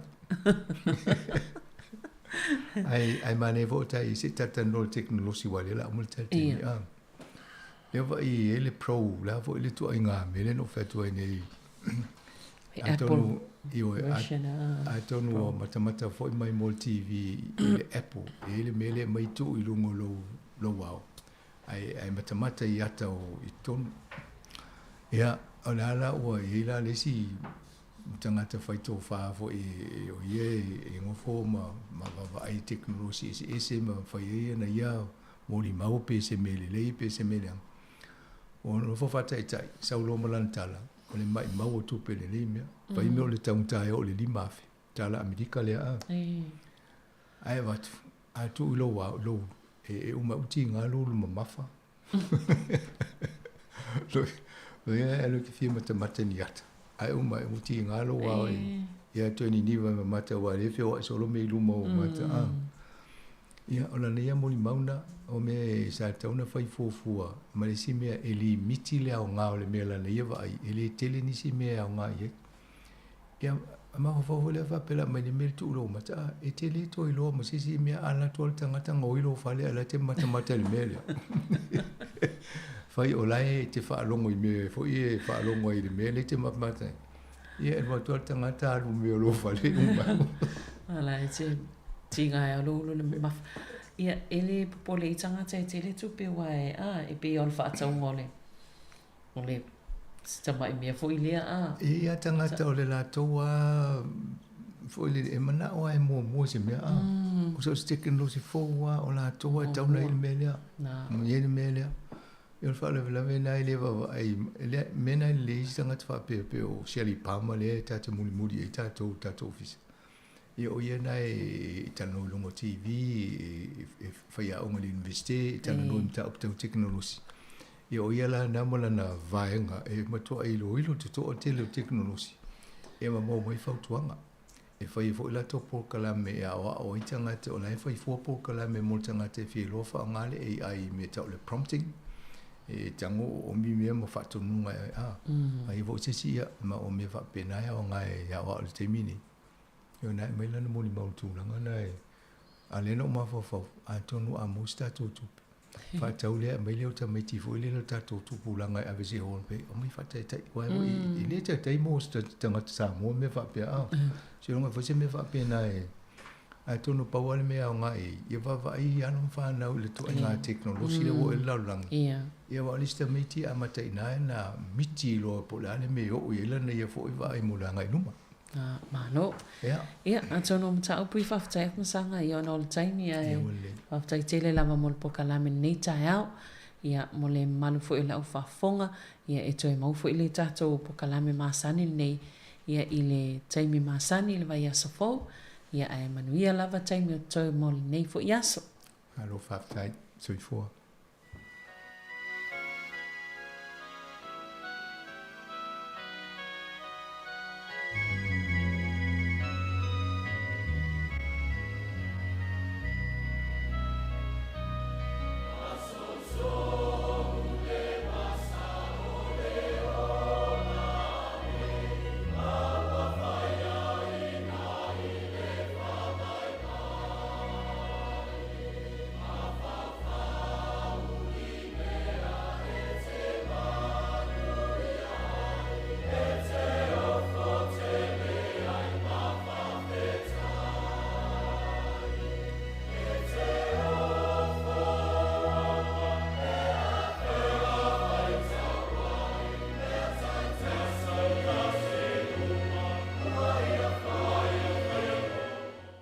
Toe whatalo whātu ia na o mai alis tatou por kalame na leo tāpina mai, le tatou por kalame māsani o le asiasinga i ngase tāpina ina lea i le sunga i le whaiwhi auto ina malolo pensione ia Reverend Elder Richardsoni ete usi mai le whafonga.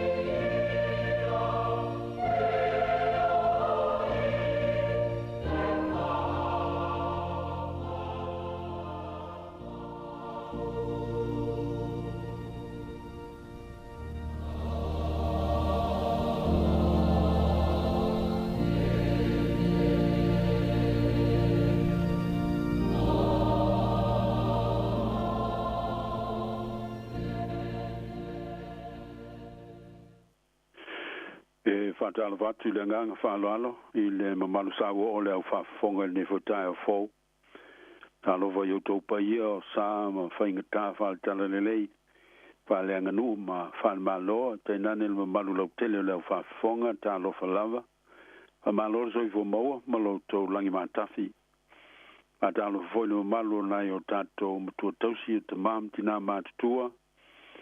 Te nane nisi o whatau tolia o no whata whangasi ngasi. Ne malu foi o ngutia I whanoa noanga, no pe lenga motusia I malanga al maliu maleoti. Wha malole so I fua manuia, wha avtai le on sai ma le whatoa toa. I le whenga iai ma mawhitianga ma lui tau le so I whanga whanei o na pō. Tātou whātua tua ma tali tonu peolo si le fia I le tua ma tali mai lo na lofa mo I tātou pai mai ana whamanuianga tu sama lo na whinangaloanga le lei.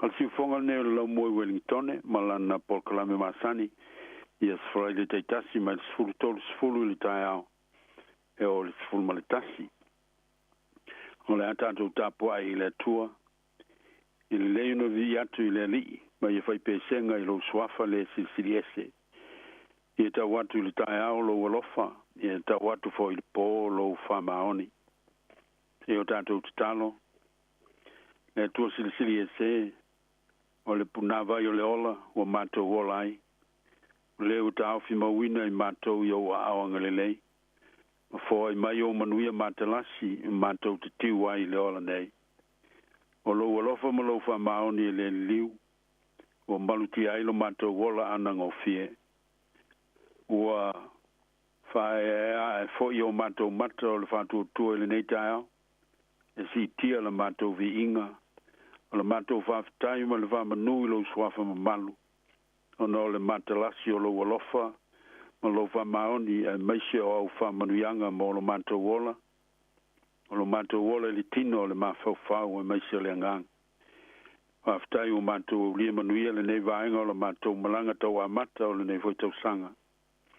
Whaftai mo lo whamalo longa mana mo mato mai. E ala I tong fitinga o vaila ua ngama ua unanga le lei. Sau nia au au na foma. Aftai mo le poto ma le atu mai. Wa e wha mea lofa I nai I lantou. O le whantino ina o lantou tiute. Matou whaftai foi mo fisa mtanga luenga e se umo le malo. Palapa putonga o ngā o lotu mai kale siam tanga teito ras. Ma lantou ngā luenga le le umo whaia. E le au noa mo le manuia lau tele. E meise le manuia o tangata o lomana o mia le soswani. Matou whaftai mo le tele ma le matalasi. O manuia ma mea lofa I le tino le mawhauwhau ma le nganga o matou maua mwhaonga.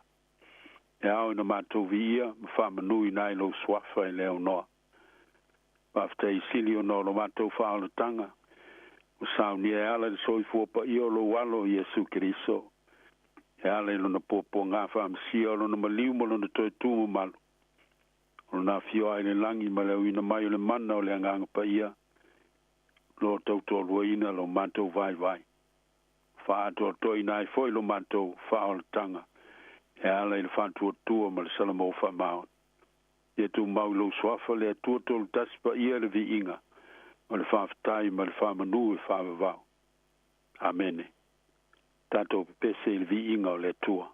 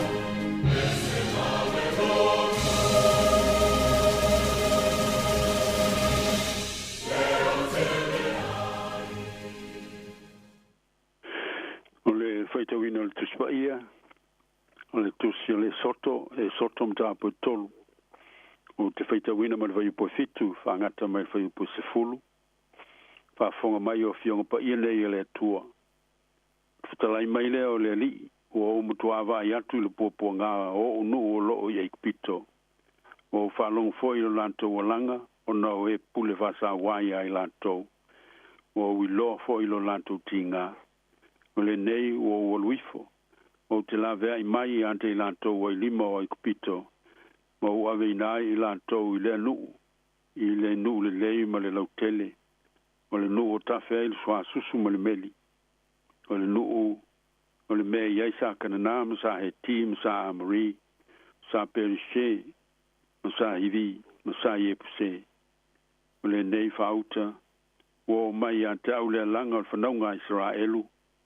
O vai tu lava i sawanga o lo fa sa wai ai kupito ia te lato o le nei na sawia o te awinato ia farao ina ia au mailo nu o le whanaunga Israelu mai ai kupito pa manuia le tu e le tanto whaitau o le tanto whalongolongo ia na fiong pa ia ia tu mau ia te ilo na vi inga e whavavau amene la mau se matua mai le tusi na whaitawina o le soto matau pe tolu alona fai upo van o lo iai upu whape nei on whatalai mai leo le li o matua vai atu le popo ngā o nu o lo iai pito o whalongo foi lo lato walanga o no e pule whasa wai ai lato o ilolo lato ki ngā o le nei o luifo te la vei mai i ate lato ai lima o ai kupito o le whatalenga le nei le tua ia mose na whatalai mai ai mai tutonu le lau tala na mumu ai le whao matia e tusa ma le whaalinga nei e loe le maunga horepa le ana to e se ai mose ona se vai e tusa ma le whaatununga mai le whaalinga ona o sale le ele o pa ia le lau whanua a wawa fio ai le li le tua pa ia ma le mamalu ona whatalai mai leo le li o omtu awa i atu le popo ngā lo nu o lo i aikupito o whalonga foi lo lanto walanga o no e pule whasa wai ai lanto o iloa lo lanto ti ngā o le nei o luifo te lawe ai mai i ai lanto o fia whanta waina le nei la unga le whatalenga o no lo manta winaini winga pa ia o le tua i le whawhenga i ai maona tangata ai mai si teimi whainga tāo leo langa. Mua. O le atua sila i le tangata po ngā tia, ma le maftia. Po o le sila whanga alofa le atua i ono tangata. O le tasi leo winga pa i o lo tātou utua. O lo sila mai ona whafonga i le au noa. Ma na sila fiai mea uma. Ai mai se lava o lo sila ma le alofa. I maftianga ono tangata i le lalolangi. Tau el fanta otom ta po sulima fa upo tol. O lo I mea malava fonga o le ali. O lo matua sila ia mi o le anga mai a mi o le lei. Sila le atua I whainga sawa.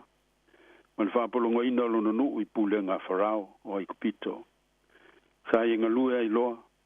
Mo se awala I whasau I nai la tō. Na whapena o na whaia le atua I ono tangata. E pei o na whamau mawina.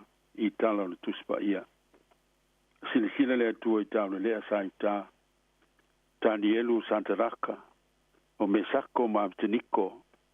Au whata awhea I lanto I Papelonia. I lalo pulanga sa wane pukanesa.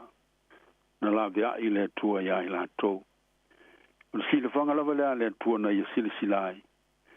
E ala ia Yesu Keriso mala na ngā luenga I le lalolangi. So se mea sa ia whea fioa iai. Sa ia sila. Ma ia sila fia popo ngā maftianga o tangata. Mga lue ai molo la tofa maloloina. Sa ia whapena foi, ona sila ma o atu. E pei unu tā ua manteio. O sila atu ia le motu o tangata. Ona maliua e leo ia le maunga. O nofo ai lalo, fitalai mai. Ma o ao ia te lanto. O lana la unga I lunga le maunga. Le lua. O le tua whaafonga I le leo o on tangata o maftia. Pai meila na whatalenga ia mose o whalongo I lo lato o langa. O le ngata ina sila le tua. A o whaafonga fo I le tua. Na matua whaasanga wharao e whaatinga ina tangata Israel. Ngā luenga ma mafa ma le tinga. Ma whaafai ngata mea uma mo I lato. O nao le alanga o le oi ma le fia mau o se mapsanga. Te iao na whaafonga ina I lantou e le tua. Na whaafonga le ali I le leo o le tamaititi I le vao persepa. Lea na whesea I ai a karamala na tama. Te iao ina uma le whangwai. Na alua I leo a kara o nofo mamau mai. Na te lefia vai le otio na tama. Hoi meili tala. O whaafonga ina fo I le tua, le leo le tama. na wala au mai leo le angelu le tua ya kara au te fefe. Na wau whaafonga ina le tua le leo le tama, i le mea o iai o ia. Ina tula ia ina tango i le tama, a wā o te whaia o ia, o te punga o le nu te pele. O le whaafonga lava le tua, na ia whaafonga i ala le soifua pa ia, o lo nalo Iesu Keriso i le lero langi. Na ia whaafonga i le leo le oi, ma le mapu i ti ngā o tangata, sa mana o mielo na whasoani, a whaia lana ngā luenga i le lero langi. Na ia la ngona le alanga, a le tangata o olu i tinoina i te moni, le ana nofo i tunga mau te kapoli, na ia whaamalo lo i anteia. Le ai oi el fafine suria foinie, molanda tamateine, ina i tuli fafo te moni sa i anteia. A toa ma le tele o isi tala, o wha maumawina, o mautino ai, sa whaafonga ina i lato uma ele ali. Tolu, o le tua na te sila fia, o hui loa foi, lo lato tinga. O le nao na sila le ali, o le nao na whaafonga foi, a o na sila fia, lo no winga. O ato tole mautino le, tu langa pangatia, o iailu na nu. O ielango na ina foi fantasi mai lato, o lato maftianga.